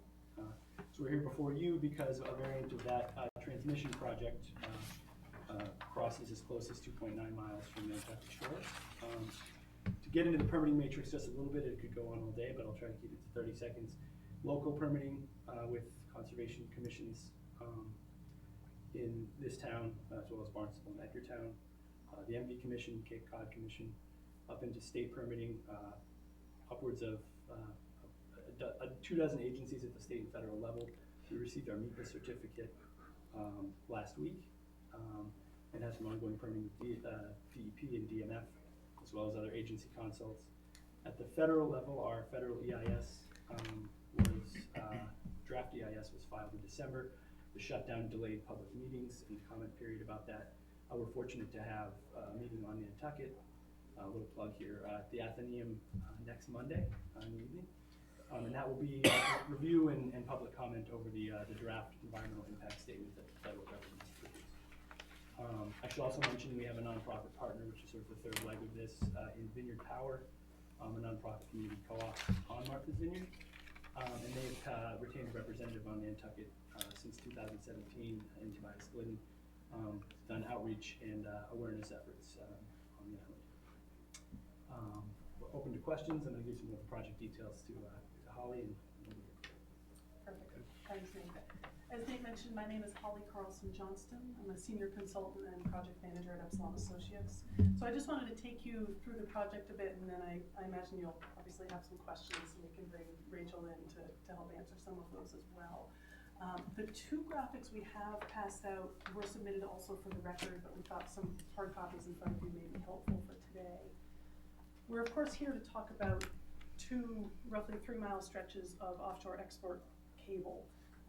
But I wanted to start by giving you a big picture view so that you have the context of where that stretch of cable fits into the overall project. So if you look at the figure labeled figure 1, it looks like you all have it on top. And the left-hand side of that graphic shows you a pretty good overview. The offshore lease area that Nate identified for you is the green polygon on the south side of the graphic. Again, that's about 14 miles southwest of Tuckernuck. And then we show an offshore export cable corridor extending from that offshore lease area in federal waters up between Nantucket and Martha's Vineyard and ultimately to Barnstable, where the interconnection with the electrical grid will occur. The purpose of this, of course, is to provide 800 megawatts of clean, renewable energy. The project has numerous public benefits, but I think certainly one of the biggest is to reduce carbon dioxide emissions by roughly 1.6 million tons per year. It's about the equivalent of taking 325,000 cars off the roads. The application in front of you details many of the other benefits of the project as well. Nate gave a pretty good overview of the permitting process. The offshore export cable corridor itself within state waters is known as the Vineyard Wind connector. That has gone through the complete MEPA process now. Nate mentioned we received our final secretary's certificate just at the end of last week. And we are in front of DEP with a joint Chapter 91 and 401 water quality certification application right now.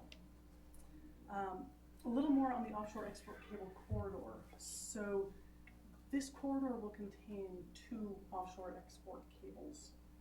The corridor is needed because this area is so dynamic. It allows for optimizing the actual alignments of those cables, and it also enables adjustments during the engineering and installation phases in order to avoid and minimize impacts. The corridor itself is approximately 810 to 1,000 meters wide, so that's on the order of 2,600 to 3,300 feet wide. But the two export cables are only 10 inches in diameter. Out of the entire export cable corridor, a very small portion of that will actually be impacted by the project. The cable spacing will be at about 100 meters apart, so about 330 feet apart, and that's illustrated on your second figure here. This is actually a scaled drawing of the entire offshore export cable corridor. So really we want to put this together to illustrate that while this relatively wide corridor has been identified to provide some flexibility, the actual cables themselves will only impact about a meter wide swath of seafloor for each cable. That's the direct trenching impact. So again, relatively wide corridor for installation, but actually most of that corridor will be left unaffected. I also mentioned we have a single offshore export cable corridor. There is one exception to that. If you look back at figure 1 on the left-hand side, you'll see we do have two options through the Muskeget Channel area. I'm sure I'm not telling you anything you don't know. Muskeget Channel has a lot of very strong currents, some steep side slopes, and those of course prevent some engineering and installation challenges. So we're maintaining those two options in order to provide some flexibility, working with contractors and the engineers to ensure that we identify which one is optimal for the project. Both cables will be buried, and Vineyard Wind's goal is to both achieve adequate burial and to maintain that burial depth. So the cable alignments that you see on the graphic are still going through engineering, but they will always remain within the installation corridor that we've identified. That corridor has been the product of some pretty extensive consultations with the state ocean team, so that includes representatives from the MEPA office, from Coastal Zone Management, from DEP, DMF as well, and the entire corridor has been extensively surveyed as well in marine surveys performed in 2017 and 2018. So the alignment you see for the corridor in front of you is really the product of an extensive consideration of alternatives already, and is itself intended to both avoid and minimize impacts to sensitive resources, including special sensitive and unique resources, or SSU areas, that are identified in the state ocean management plan. So those include, for cable projects specifically, eelgrass beds, core habitat for the North Atlantic right whale, as well as hard and complex bottom. So this project and its alignment will entirely avoid eelgrass beds, both within Nantucket waters and outside Nantucket waters. It will also entirely avoid core habitat for the North Atlantic right whale, and we are avoiding and minimizing impacts to both hard bottom and complex bottom. There are certain areas where all impacts cannot be completely avoided because one or both of those seafloor types extend across the entire width of the corridor and beyond, so they can't fully be avoided. But the engineers have done a great job in identifying a route that does minimize those impacts. So we've been working through those issues with the ocean management team. So zeroing in on the right-hand side of figure 1, this shows specifically the portion of the project that extends into Nantucket waters. So it's about a 3.1 mile stretch of this offshore export cable corridor. Again, the two cables will be installed within that surveyed corridor, and the cables will be buried, as I mentioned before. The equipment that will be used to bury them is either a jet plow, or sometimes referred to as a hydro plow, or a very similar piece of equipment that was a mechanical trencher. It's really dependent upon the sediment type that is being buried within. But the target burial is at a depth of 5 to 8 feet below the seabed. It's about 1.5 to 2.5 meters. And I mentioned that burial and maintaining burial is a big priority for this project. We are also proposing post-construction geophysical surveys every year for 3 years after installation, and then every 3 years after that. I mentioned the Martha's Vineyard hybrid cable project earlier, Nate did as well. The jet plow that we're proposing here was also used for that project. There was a post-construction survey performed for the hybrid cable project just 6 weeks after installation. This was back in 2015.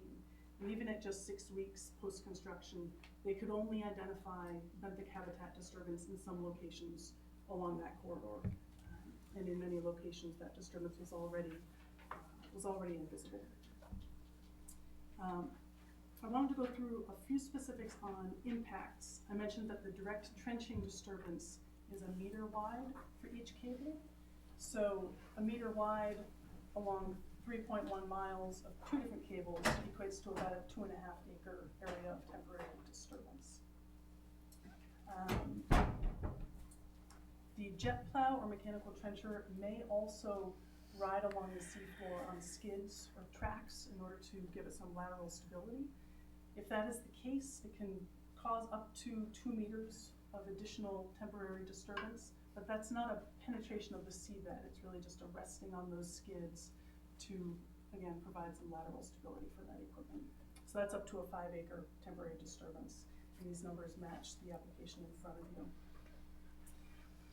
I mentioned a couple times already, but it's worth repeating that burial is the priority for this project.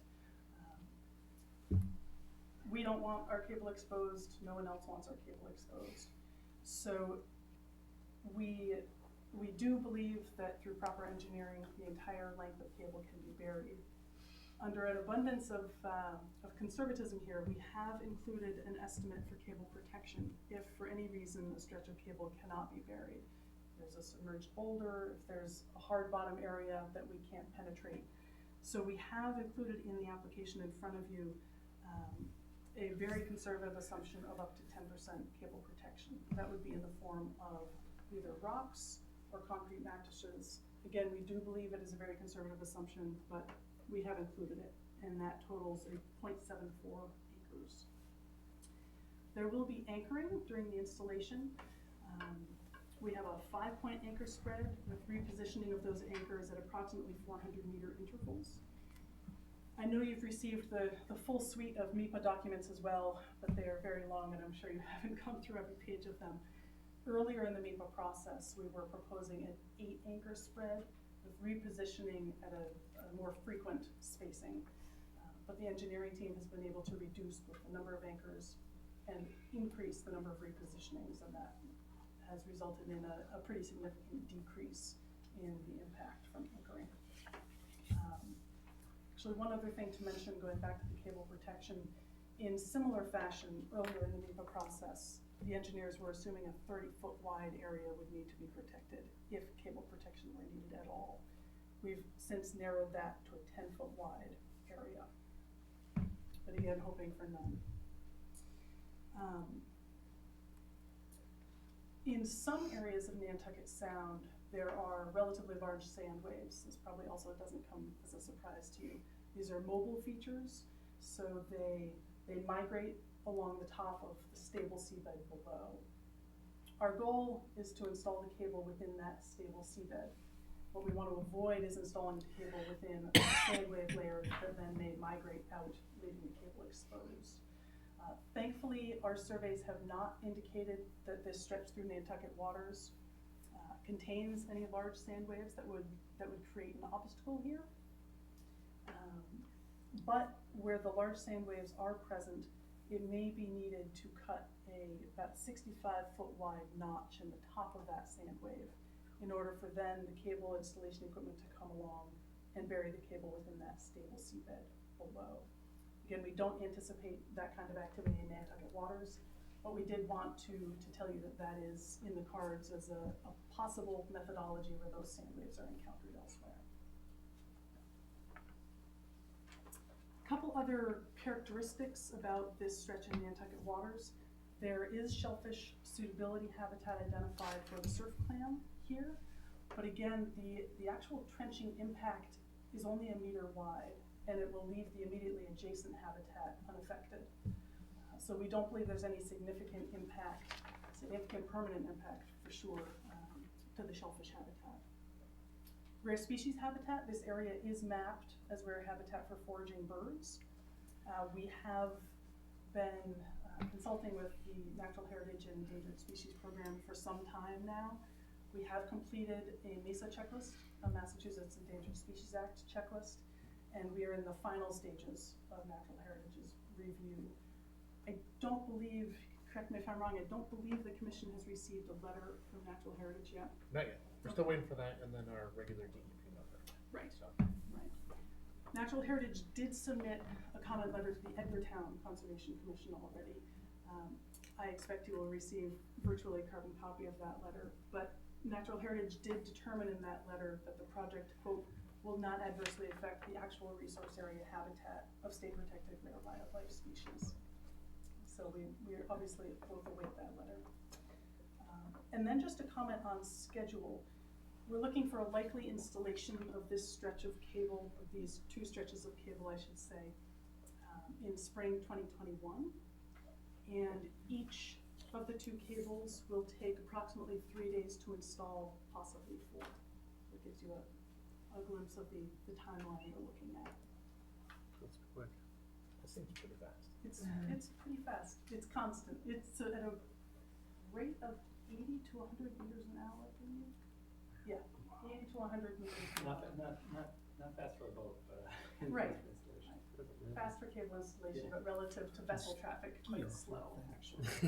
That's pretty fast. Sure, you can do my driveway. So hopefully just 3 days. Not doing your driveway or anything. No, I know, it took them forever to get a little. Can I ask It had a little, a question? why Please. Is that operation, just for my own education on this, so that operation for the install, is that a 24-hour a day It is. installation, so it runs at night as well? It does, yes. I'm just curious.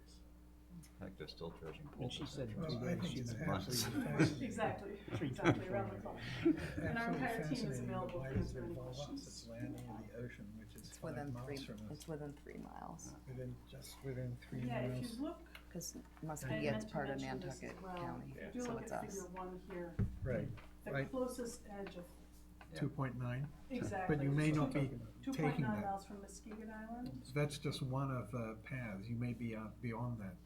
We've got 2 here. Or are they each separate cables here? That's the So- far one These, already. So, right here. This one here. so only one of the 2 options through Muskegon Channel would actually be installed. I understand, Yeah. but, and you don't know which one. That's right, we're maintaining both through permitting so that we can. So because you're this area is representing the so closest. challenged. Exactly. Well, I found your Exactly. presentation absolutely fascinating, and I can only speak for myself. I have absolutely no skill set or knowledge on which to judge this. So- I do. Okay, here we go. I have I'll quite a bit. defer to you on I did a that. visual inspection on one of the over seabed cables in '84 to the Vineyard from Founder Absolutely. with just a recorded. They were looking for a break. Yeah, this was one of the The company I cables that worked was for just had a laid on the contract to do it. seabed Yeah. and had splices where they And I was had- towed by a sled with a video camera. It's cool. So I have a- Surface supply. Yeah, it was good. So Not that, because- You were down under the water? I was right there. Right? Oh, you were on? Yeah. Wow. Wow. That's the only way to video it back then. In '83, Was that nobody was buried? running around with ROVs. That back was then. not buried? That one was not No, buried? they don't. There's a number of cables that aren't buried. Right. They may Some be number of cables. obsolete today, but they Yeah, were but- active back then. Yeah, the Vineyard's cables, the earlier cables were all surface laid. Yeah. And that was actually one of the reasons the hybrid cable project was proposed in 2014, was they wanted a more reliable supply. Oh, they used to break all the time. Mhm. They broke them quite often. Well, exactly. Yeah. The old cables, not only did they have kind of an old-fashioned splice joint in them, but they were surface laid, so they were exposed. Yeah, they had a shorter shelf life, as it were. Right, and so the hybrid cable project went in with the jet plow, so that's entirely buried. And we're using similar methodology here. So just to kind of help, and I think they did a good job covering all of it. So the interest here that you guys are really focusing on, obviously you're only dealing with land under the ocean. I know it's something that when we usually talk about land under the ocean, it's for, we're Yes. replacing a bulkhead, we're gonna talk about that in a little bit, or doing something that's, more residential level. So when we're looking at these things and performance standards wise, you're really looking at impacts to the benthic environment, and we would be in, for parts of it, land containing shellfish, and those kinds of things. So when you're thinking about conditions or reviewing materials, obviously looking for how we're gathering that information and addressing that is something that would be within your purview to look at. So, I know Nate and I talked about in our office a while ago before I was out for a bit, and then they, to kind of address those things and kind of looking back at the Nantucket Grid, but the National Grid cable projects that I know, I believe Ernie sat on the new connector to the island years ago. I think you were on the commission then. This had been your early days of the commission. I barely remember it, and I was. Yeah. 04? Yeah. It went in 05, so. Yeah, I remember sitting through the meetings for that too, it's a long time ago. Those are the kind of interests that you're looking at, we're not dealing with making landfall here, so you're really only dealing with impacts to surface to ground, and then whatever critters are gonna be kinda in that area, so. And just a tiny fraction of this, because most of it is well beyond 3 miles. So, actually. How you set up our jurisdictional waters is always Was there something a- to look at. Jeff, was there a monitoring protocol after the? So there are actually two different types of monitoring that are proposed post-construction. We'll have a post-construction geophysical survey, so it'll give you bathymetry data, for example, as well as side-scan sonar. There's also a benthic habitat monitoring plan that is proposed, and we've been working very closely with both DMF and DEP to hash out the specific details of that monitoring plan. But there is a draft plan included in your application materials, and that'll be finalized through the DEP permitting process, specifically the 401 water quality certification. But that plan specifically involves monitoring sites and control sites in each of 5 habitat types that have been identified across the corridor. One of those habitat types is within the Muskegee Channel area. So if this eastern option were utilized in Nantucket waters, those monitoring sites would certainly be located in Nantucket waters for study. And they'll be signing off on a, how many government departments will be signing off on this project? I'm afraid to count. Oh, there you go, exactly, so I think It's a our. couple dozen. There you go, Yeah. so our approval is really a pretty much done where the cable's gonna be laid. The federal and state governments We're not are the heavies, quite I guess. involved in the monitoring plans. Yes. Better handle on it.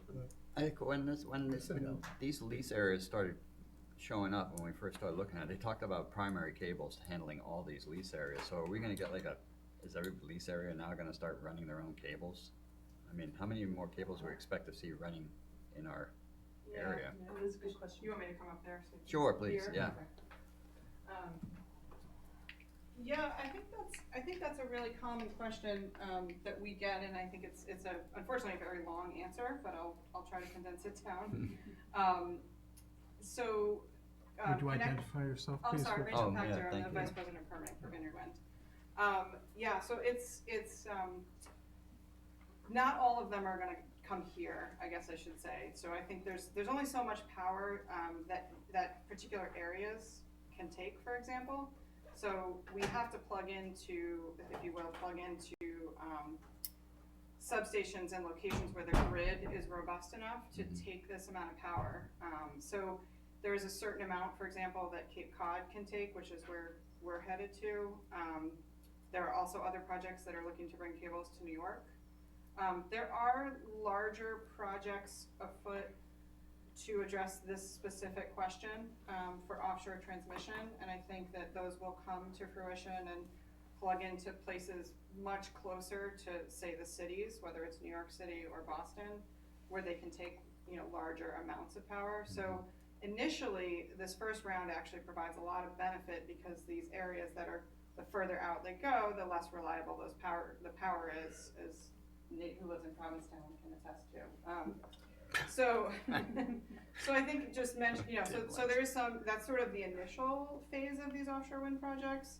And I think you'll start to see some of this, these larger ways of bringing larger amounts to shore as we get more mature with the projects, so.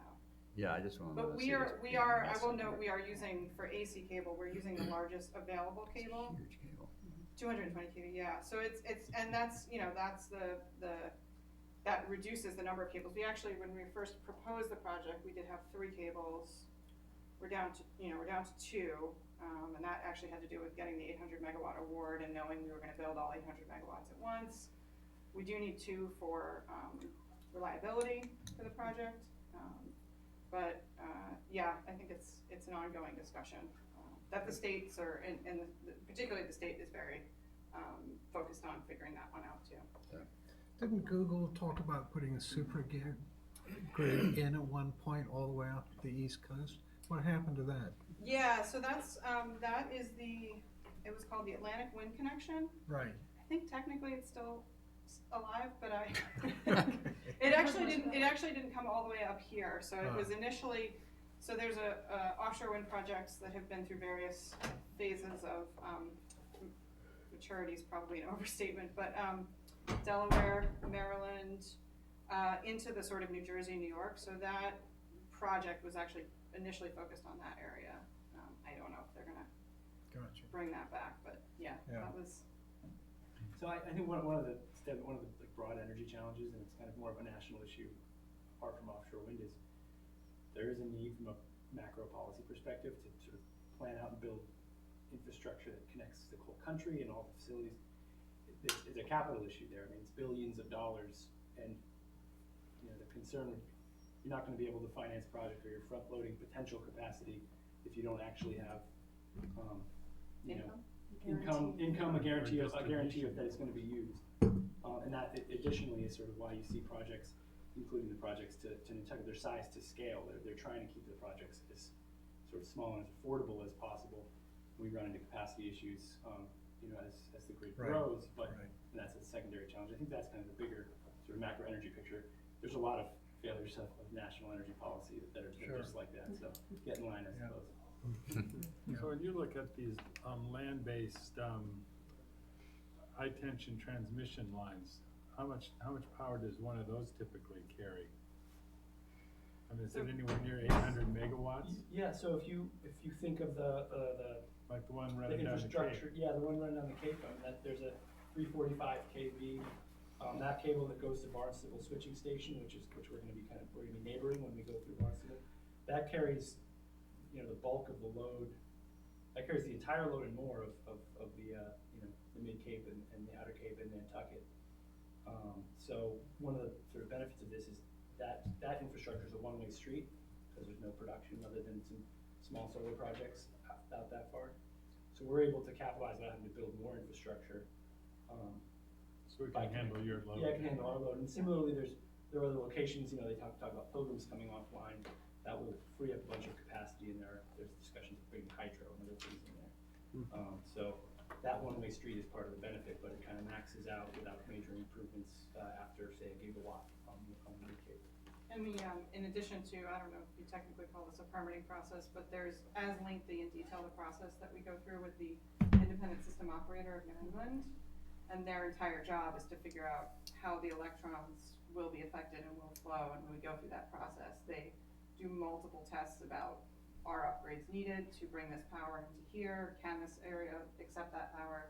So there's a whole process that takes over a year to go through to figure all that out. Can I ask a weapons question? Please. not to get us back on focus. I think this is interesting. It'd be interesting to have a whole meeting just talking about how these projects are going to work independent of a permitting process. Monday. How are we going to work? Exactly. We have another meeting We Monday. know. We're happy to come back any other we time. would rather go to your Do meeting. that maybe at the bar or the Shakti or something. Well, we'll just post it this summer, but we can do it like the brewery or something. But that makes sense. I guess I have a question that when I looked at this, and I know the target burial depth is 5 to 8 feet running through the channel. Are you guys concerned with the velocity of the channel, about maintaining that depth over time, that 5 to 8 feet? Because I know Muskegon Channel substrate 6 knots plus. Moves a right? lot. It's a joyride. It's really mobile. And I'm concerned because I know there's also concerns that deal with proximity of that cable to the surface for, you know, for bottom fish like flounder and fluke and those kinds of guys and some of the shellfish. I just want to know how you guys are kind of looking at that. I'll go. Yeah. So we have. Yeah. The short answer, of course, is yes. You know, we're concerned about every aspect of this project working and being safe and being environmentally correctly installed.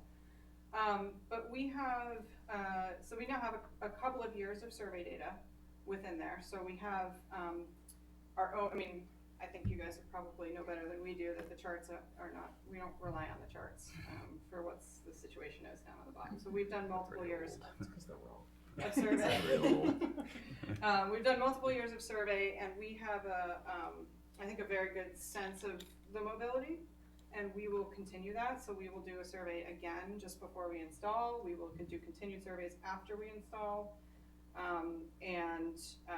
We have all sorts of like marine warranty surveyor and insurance requirements associated with all this. I mean, not that we don't do the right thing, but there's banks lending us money, so they're gonna make sure that other people, third parties, are signing off on all of this. Check of them all. So yeah, no, absolutely, and I think there's been very close engineering. I think as Nate mentioned, we've got a strong local team, but we also have a team that's been installing, that has worked on, I think, almost every offshore wind project in the world. And so we can usually find somebody who has experience with you know, what did you guys do when you encountered sand waves? What are you doing in this channel that has more, you know, more current? So we do have a strong team that we pull off of their experiences. But I anticipate us spending a lot of time, even just right before construction, you know, getting everyone really comfortable with it. And again, that's why we have the variants too, the two options, to make sure we get it right. So I have a sort of slightly odd question, maybe, and that is that of course some species of fish are exquisitely sensitive to magnetic fields and the like. So what's been the experience in Europe with interference with fisheries from the magnetic fields given off by these cables? Is there anything? I'm just curious, you know, I mean. Yeah, I mean, there's. We can mention so we participated in the Mass Lobstermen Association's annual meeting, MLAs. Did they ask that question? Well, there was a presentation that they had brought in, and that another developer had brought in. MLA is a fisheries representative as part of you know, our sort of outreach and coordinating with stakeholders. But that was, you know, in Europe, this stuff's about 20 years old now. Right. So in the last sort of decade and a half, the same questions were all coming up. Right. But there's I think that fisheries, I think it's less, somewhat some of the flatfish, but elasmo branches or elasmo branks and crustaceans have a magnetic they rely on magnetic for navigation. Right. And so the lobstermen were very concerned about that. They built a wind farm in 3 miles offshore in prime lobster ground off England, and saw, you know, basically the cable stopped. Yeah, well, that was the issue, right? The biggest question is, does it create a barrier to movement? Right. And once you go down that road, you're starting to impact major, you know, parts of the ecosystem. There was no impact whatsoever, and then some of the studies that have been done in these waters have shown some modest you know, movement impacts. They call them wider turns, but no barriers to movement.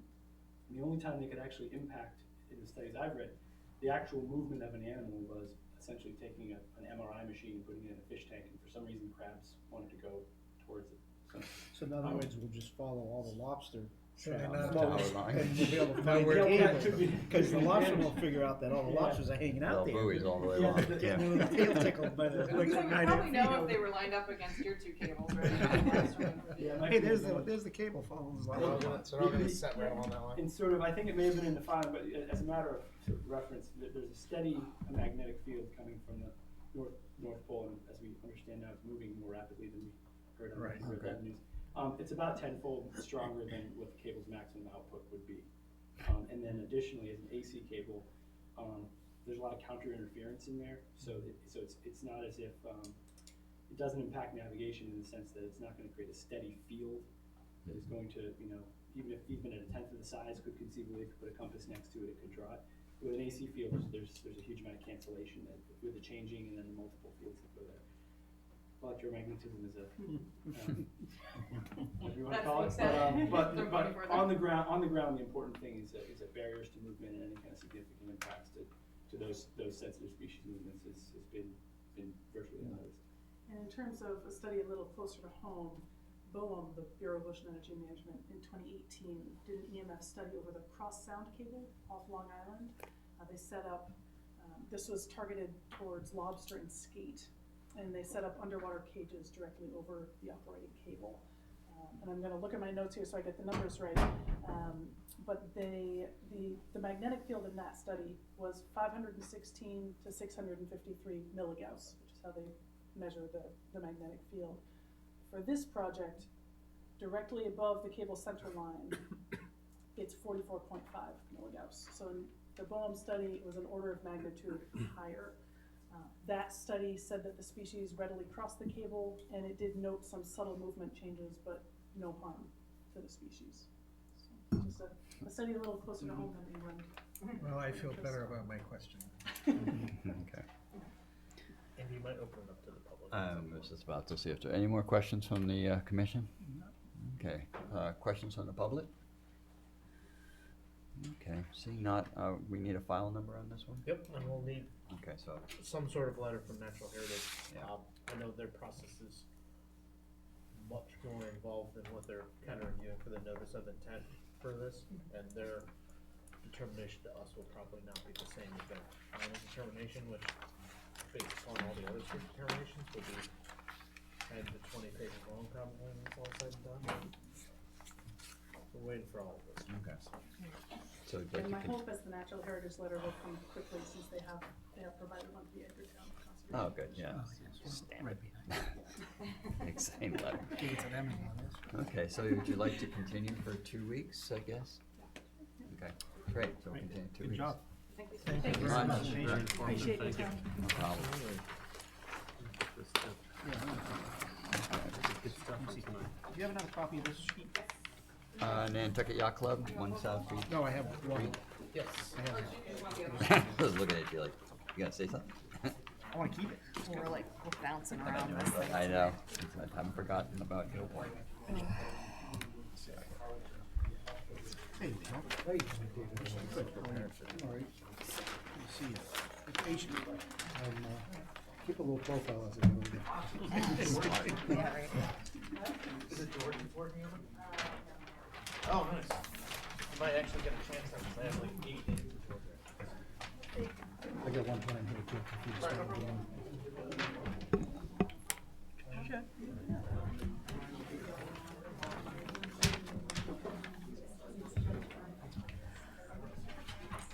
All right, Leo. whenever Okay, you're ready. for the applicant, Nantucket Yacht Club, Leo has a drawing. We're gonna have to wait. If we could take all of our Yeah, conversations out into the hall, that'd be outside, please. really helpful. Yeah. Since 7:15. All right, cable people. This teacher's just on a 12-hour day. That's a good presentation. Keep going. It's crazy meeting. Earlier, I was gonna lose it. Okay. We'll give this, we're closer to the end than the beginning. so. I'm gonna get Gideon Lila. Okay. Okay, It's ready, for so- the applicant, Nantucket Yacht Club, Leo Asadorian with Blackland Associates. Notice the tent in front of you is to actually repair in place an existing bulkhead that has been licensed. As I said in my notice of intent, Yacht Club holds 13 Chapter 91 licenses for this property. And some of the plans go back to 1929. I believe this bulkhead was built sometime in 1954, so it makes it about 65 years old. The photograph in the notice kind of shows the condition of the bulkhead itself. The new bulkhead will be constructed as we normally do, 1 foot seaward of the existing bulkhead, and they will be using, to my relief, Green Heart lumber instead of anything with ACQ or anything else in it. That was my first question when we met the contractor, AGM out there, and I asked them what they would be use them for materials of what they wanted to, and they said Green Heart, and I said, thank you. It certainly makes things a lot easier on everybody, even though the cost of Green Heart is quite pricey. And all the work will be done from the existing solid fill pier. They won't be, there won't be any barges or anything. Obviously, they'll have to step on the other side of the bulkhead to work from the beach side, but there'll be no heavy equipment there at all. And also in the notice was for them to remove and replace any of the vegetation that's down there. I think it's mostly gozer. There is dune, there's a lot of windblown sand in that corner, and we did find that that bulkhead returned about 5 feet. It was so rotted in there, it was kind of hard to find the very end of it, and our plan was just to show a return of 5 feet in this direction, which is noted right here. And that's just to stabilize it a little bit better than to just end it square and bury it. And I think once they put the safety and everything about the corner of the chain link fence back, will probably end up being buried anyways. It'll be out of sight as the contours show it. Deeper right now. Correct. And they'll be replacing the existing chain link fence, which is kind of in disrepair there. And that's pretty much it. I asked them how long they thought. It probably 2 to 3 weeks to actually do the work, weather dependent, to start, mobilize, and then clean up and get out of there. And obviously, we would definitely be doing it as soon as possible, as soon as we have all the permits in hand, and prior to any activity over at Children's Beach, because it is pretty active over there in the summertime, as you well know. Do we have any surveys of this? I mean, fish and shellfish? Yeah, we've done, when we did the floats, Yeah. We had personnel from Stantec look at that area, and there's no shellfish in that area. So there's no eelgrass or anything, even on the other side.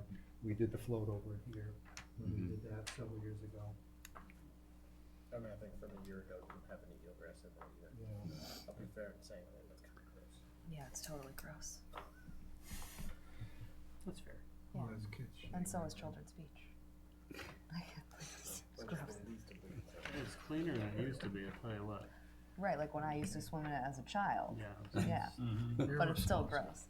I mean, I swam in Holmbeck Pond as a I child. would say the kids swimming there are the least of the concerns of that. Oh. Yeah. Builds up their immune system. Institution Beach. Really. Other questions? Concerns? Do we have like a winter flounder issue with this one? Usually enough, I actually believe this is outside of that.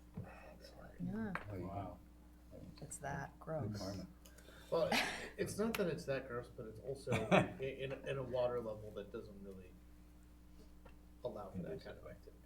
Okay. For where this work is, if we were out by the float, maybe a different story. Yeah. Okay. Any questions from the public on this one? Seeing not, we have everything we need to close, Jeff? Yes. First Like one. close the first one. We were cruising until you got here, Andy, and it's just really ground to a halt. What to say? Motion to close. Is there a second? Yeah, second. All in favor? Aye. Yep. Progress. Thank you. Thank you. Thank you. We got one. 220 is getting longer and longer. I know. Okay, so we're gonna swing back up. Do we have the Yale Point nominee trust yet? Yeah, he's This is been the here. last of the notices. And then we've already done the amended orders, Yeah, I know. I love it. Thanks, guys. I'm gonna do this more. I don't think Ashley. Hey, I was battling on them, I teach flashing on all the my roof when kids you and guys have called. extended workday on I thought you were Wednesdays. It was warm and you still had daylight, Where's right? the punch on the line? I'm just glad you Oh, crap. Andy, Yeah, yeah. just like, oh my god. Yeah, I had that. That hit me real hard. We may have avoided some of those. Jump right off. And I Yeah, might had have I. driven to his house as a Okay, very Yale Point angry nominee trust, 189 Yale Point Road. Yeah, no. Thank you. For the record, Paul Santos with the Nantucket Surveyors, representing the owner and applicant, Fernando C. Onsario, who is actually with me tonight. Fernando is the property owner. Got to sit through all these Sticking with it, hearings. sorry about that. Lucky guy, huh? So this is a parcel of land located at 189 Eel Point Road, and if you remember, we came and opened the public hearing last meeting. This is a case where Fernando purchased this property at a foreclosure and discovered that we have two outstanding orders. We have an existing order of conditions under the local bylaw, and we have a superseding order of conditions that was issued by the state. The superseding order was issued in 1987, and they were both issued in 1987. So they're both outstanding. Property was constructed, CO was issued in 1990. Fernando purchased it at a foreclosure in 1991. We did have a site visit. Ben and Ernie and Jeff did go out on this Monday site viewings. So what we're proposing under this proposal is a notice of intent to do some remediation work in order that we may come back in and seek a certificate of compliance from both the state and the commission with regard to the outstanding order of conditions. I've kind of shown here, this is just a small, I've just highlighted what we'll be talking about as far as the remediation goes. And it involves remember this was the case where the bocce court was built in the old road that the fishermen used to use to get from East Eel Point down to the harbor. So we'd be removing the bocce court and revegetating up to the 25-foot, the current 25-foot no disturb. So the pink area you see is approximately 850 square feet. We would supply that with a restoration area with wetland vegetation. The green area would be essentially buffer zone, which would be upland shrub grasses, just something simple as far as that goes with regard to the restoration for the 25-foot setback. And I just wanted to show that to you, get some feedback. Then I think what I'll do is I'll have to craft a waiver letter and then provide just a detail area of this. Or you'll issue this condition with the order with the waivers and the requirement that a restoration plan be provided for this particular area. So the gates. Ashley, you had mentioned the fact that a portion of that deck was within the 50.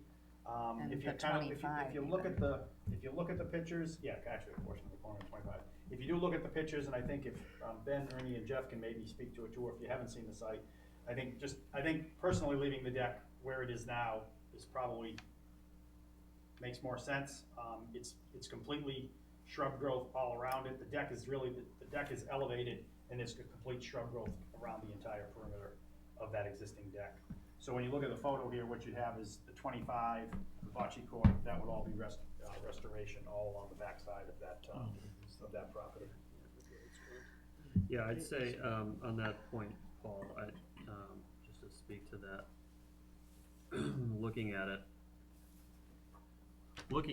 as, the setbacks, looking at the deck and how they impact the setbacks on a plan view is one thing, but I think that ripping off that deck and disturbing what is a very mature shrub layer would do some serious damage. So then are they willing, because, that's within no build. Yeah, I know. So they're gonna have to give us that area somewhere else. I think that's fair. Yeah. Because, it's fully within the 50 where you could not be building any decks. Mhm. And then the 25 is no disturb. Right, and you said this was, last time, Paul, you said this was between 2003 and 2007? Yes. And Ben asked for the chronology of the permits. Did you? I did. I submitted the order and the superseding order. Got it. That's all there is. Okay. There are no permits other than the order. There's an existing order and the superseding, and I did submit those. Those are in the packet. Yeah. Yeah. So, Ashley, just one thing on the deck. Remember, the deck actually was permitted. Where the bump out is, Right. if you go straight across, that was the original. So we'd be talking about This is where this the area deck here is, you're yeah. talking about. Yeah. Taking that area and replicating over here, something along I that. mean, at the very least, because then Yeah. what's to stop the next person from putting in a deck and saying, well, it's gonna be worse to rip it out? And then, actually, too. No, again, I'm with you. No, I understand what you're saying, I understand what you're saying. And then what I've also put in is any type of, that the 25 buffer zone will be, demarcated with, placards, which is, so there'd be a post with a plaque that says, no disturb, that would run along that backside. For anybody who purchased the property in the future, they'll know that that's the line going on the backside.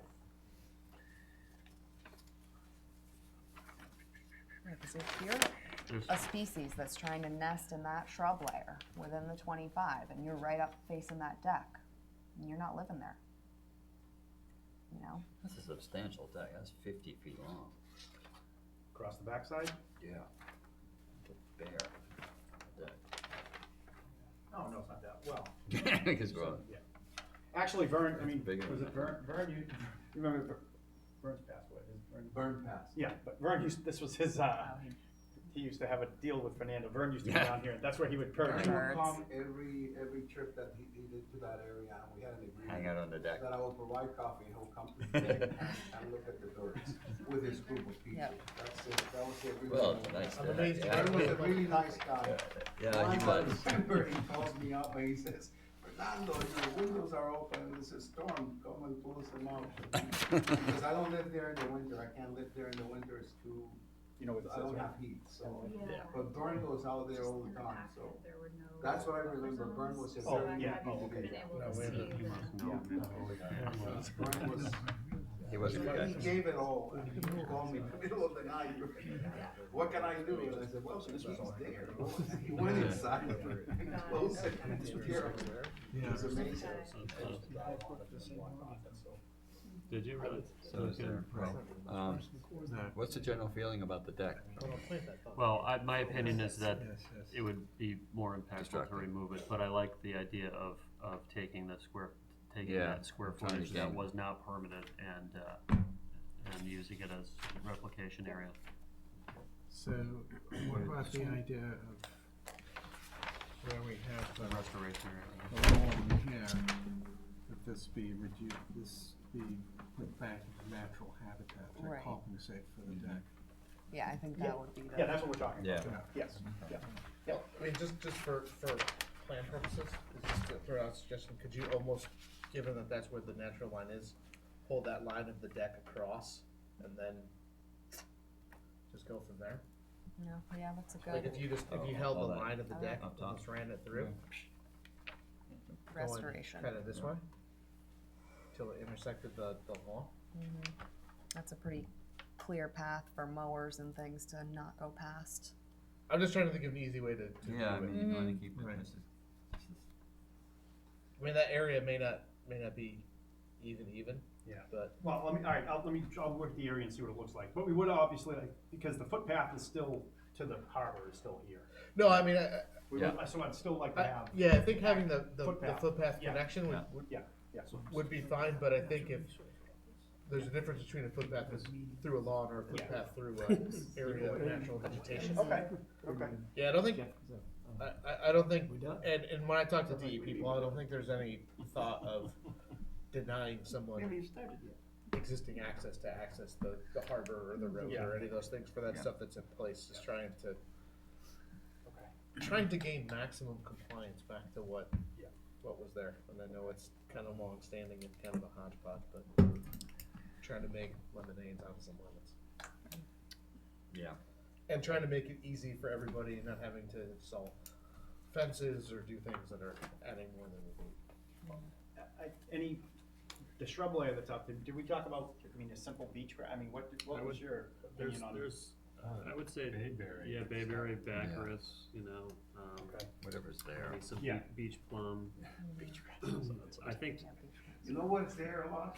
Poison ivy. yeah, a lot of No, that will come on its own. Yeah, What don't you worry, have mostly in that area that'll find its is way in. poison ivy. That'll Perfect. find its way in there. Don't worry, poison ivy always finds By its The own. ultimate fence. By So Burnham. if you want to restore, put a lot of poison ivy. You know, there was a little bit out of there too, up in the higher spots. I did see You a know, little every bit of- summer I'm covered.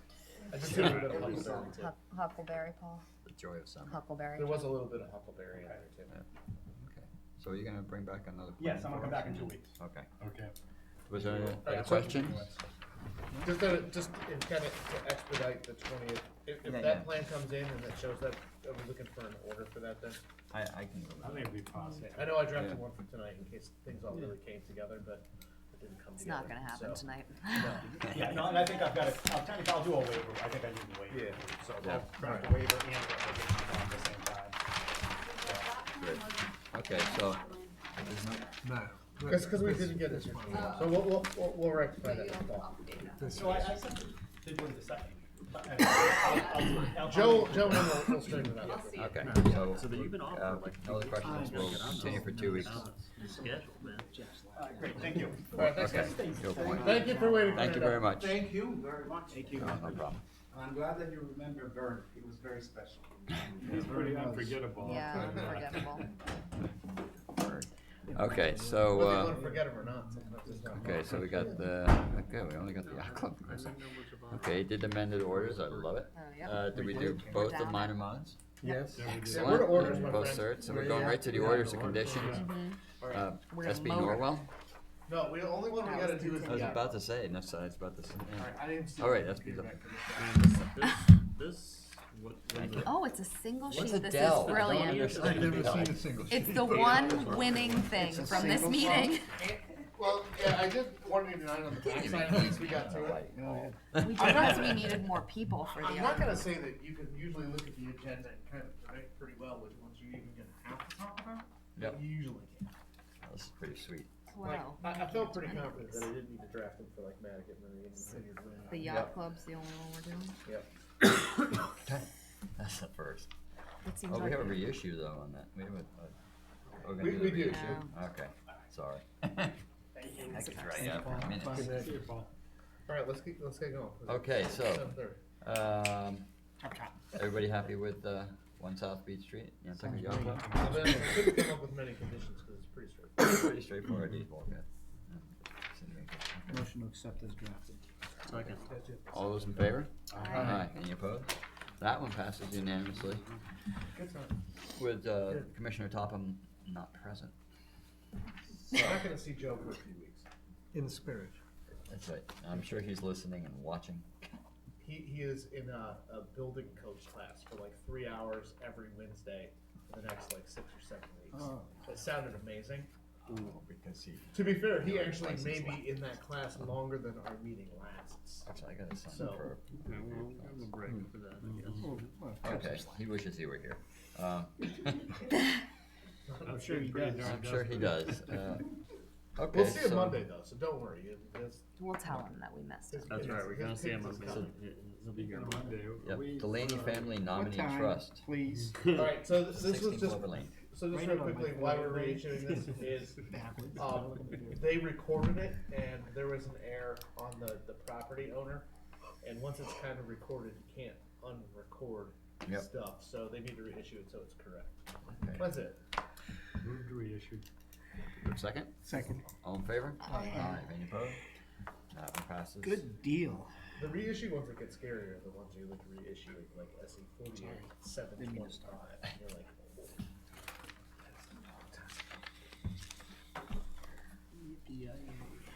Okay, other business. Approval of minutes, everyone's happy with the minutes? Nice, Excellent. nice minutes, too. Thank you. Everyone read them? They were wonderful, I'm sure. So I approved by unanimous consent. Monitoring reports? Well, None. it's not that Enforcement, time of the year. enforcement actions? I do have one real quickly. We're looking into, if anyone drives down South Beach Street, there's some work going on, Lola 41, to their patio, and trying to talk to those folks because they got a building permit, and they were changing that patio to a different patio with a knee wall instead of the fence. And there was some confusion whether it required a filing or not. And then I said, well, we have a filing called a request for determination to determine whether you would need a filing if there was any question. So we're kind of haggling that out, and they didn't send me something that I was looking for last week to kind of square it away. So today I sent them I'm gonna take it to the commission tonight if you don't send me what I was looking for with the cease and desist for them to sign. And miraculously, like 2 hours later, all of the information that I was looking for showed up. I haven't had a chance to review it. I still may be issuing out an enforcement action on it, but at least gave them the benefit of the doubt now that they sent me on We should find them to cater us once in a while. Monday. Yeah, that's good thinking. Sushi Monday? Sushi Monday. Oh, yeah, there we go. So that one may be going on because it's within the flood Otherwise zone. you can just stop working. It's okay. Let's just say their consultant is in disagreement with my opinion. Of course. And I've kind of That doesn't inferred to work. that their opinion doesn't really matter. Right.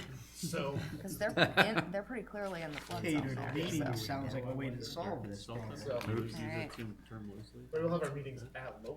It'll be handicap accessible. Excellent. Our meetings will be there. Love a new meeting space. So that one's going on. But other than that, we are, Well, don't good. have anything that's overwhelmingly pressing. Wonderful. Okay. So reports, CPC? No. No. Nothing from the NPDC, nothing from any of the others, okay. Mosquitoes are flying. No mosquitoes. But the bees are buzzing. They are, yesterday. That's bizarre. Commissioner comments? I just have 2 questions for Jeff. Yeah. I emailed you, and I don't know if it got missed, about a property I thought was Vista pruned in Monomoy. Oh, no, I got it. I just haven't got it. Okay. But I will. And then my other question, when I was driving on Pulpus Road this weekend, I'm noticing a bunch of clearings on, like, it would be the harbor side of the road.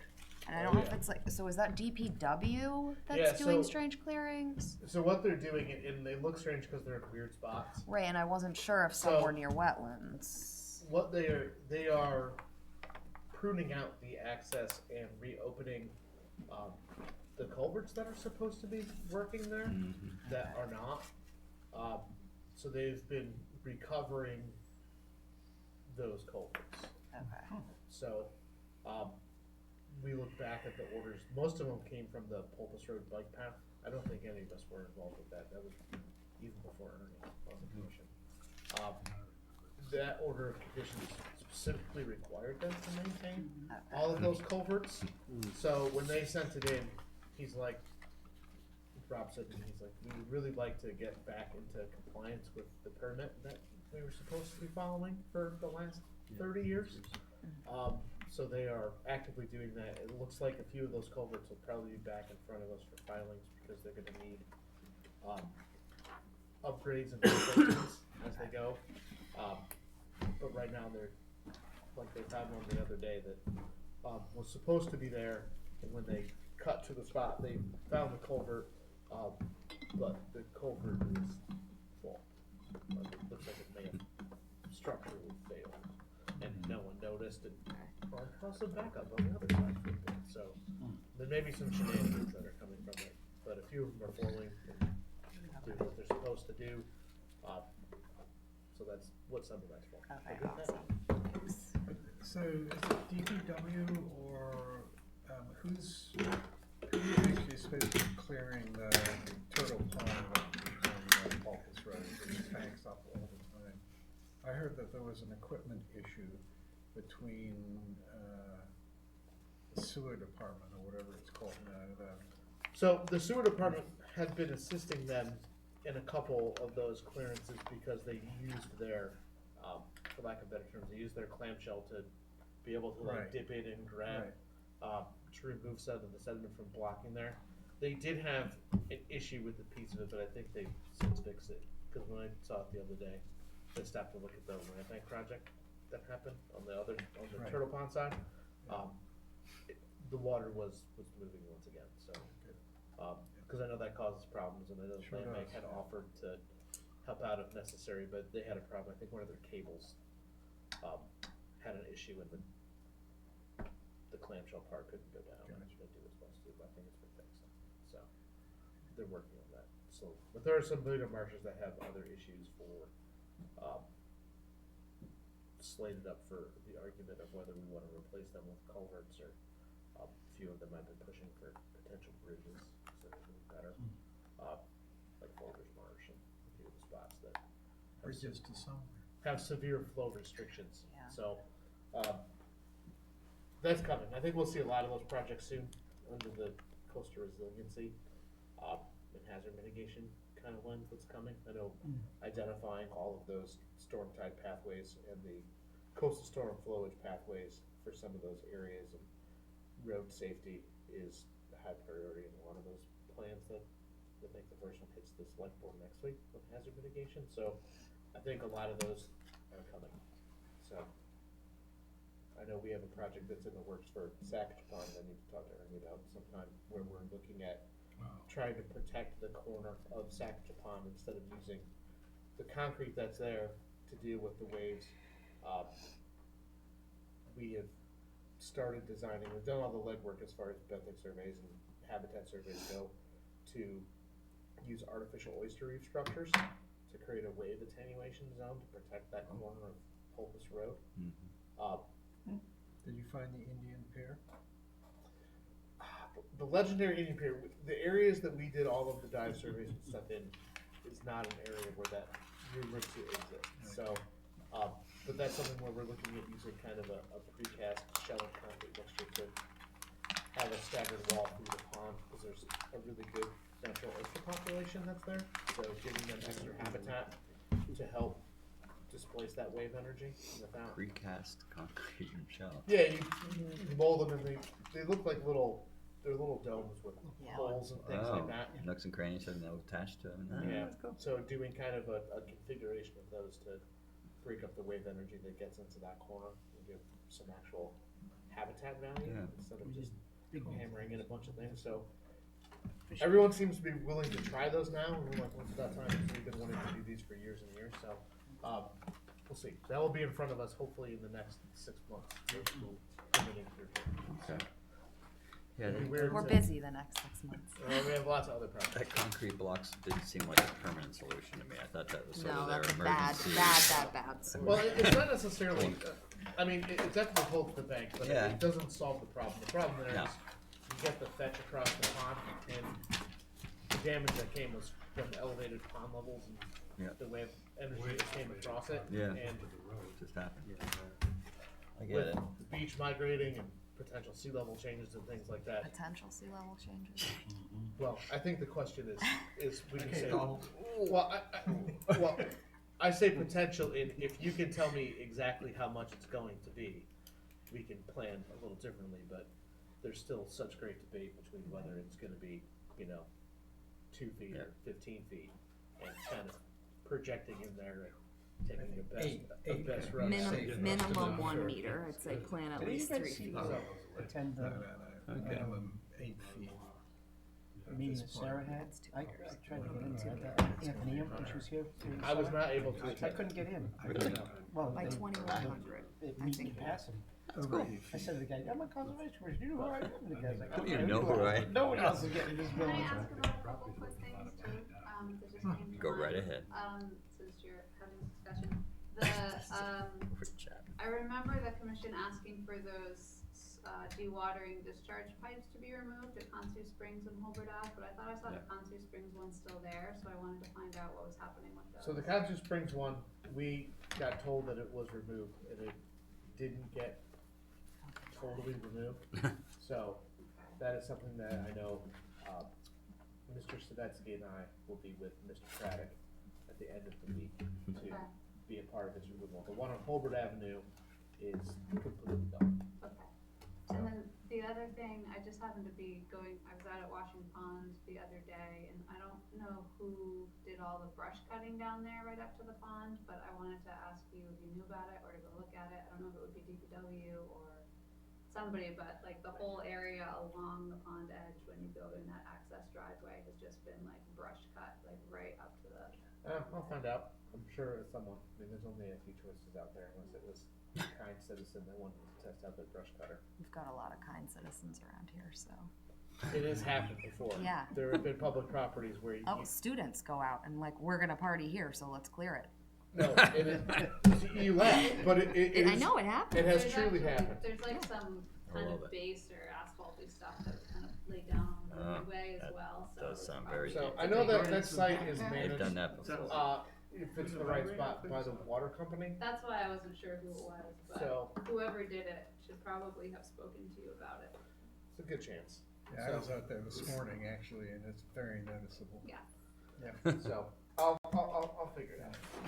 Thank you. Okay. It'll be on our enforcement actions. I assume On the there's, 20th. that was your administrative staff report? We got Yeah, I don't more. have anything. I do need to get that letter to you guys that you guys authorized last time about our moving to the fire station. Oh, yeah, yeah. Because that's apparently up on the selected agenda now, Ah. next on the 14th, so next Wednesday. Get the letter. So I'll get it to you guys this week so I can get it for Erica on Friday, but I'll track everyone down to Sign it. find that. Or What It time has is to our be meeting? signed. We'll sign it. Is it Monday, signed? alright, so Monday, Yeah, our meeting Monday at the is meeting, here. you sign. in this room at 4.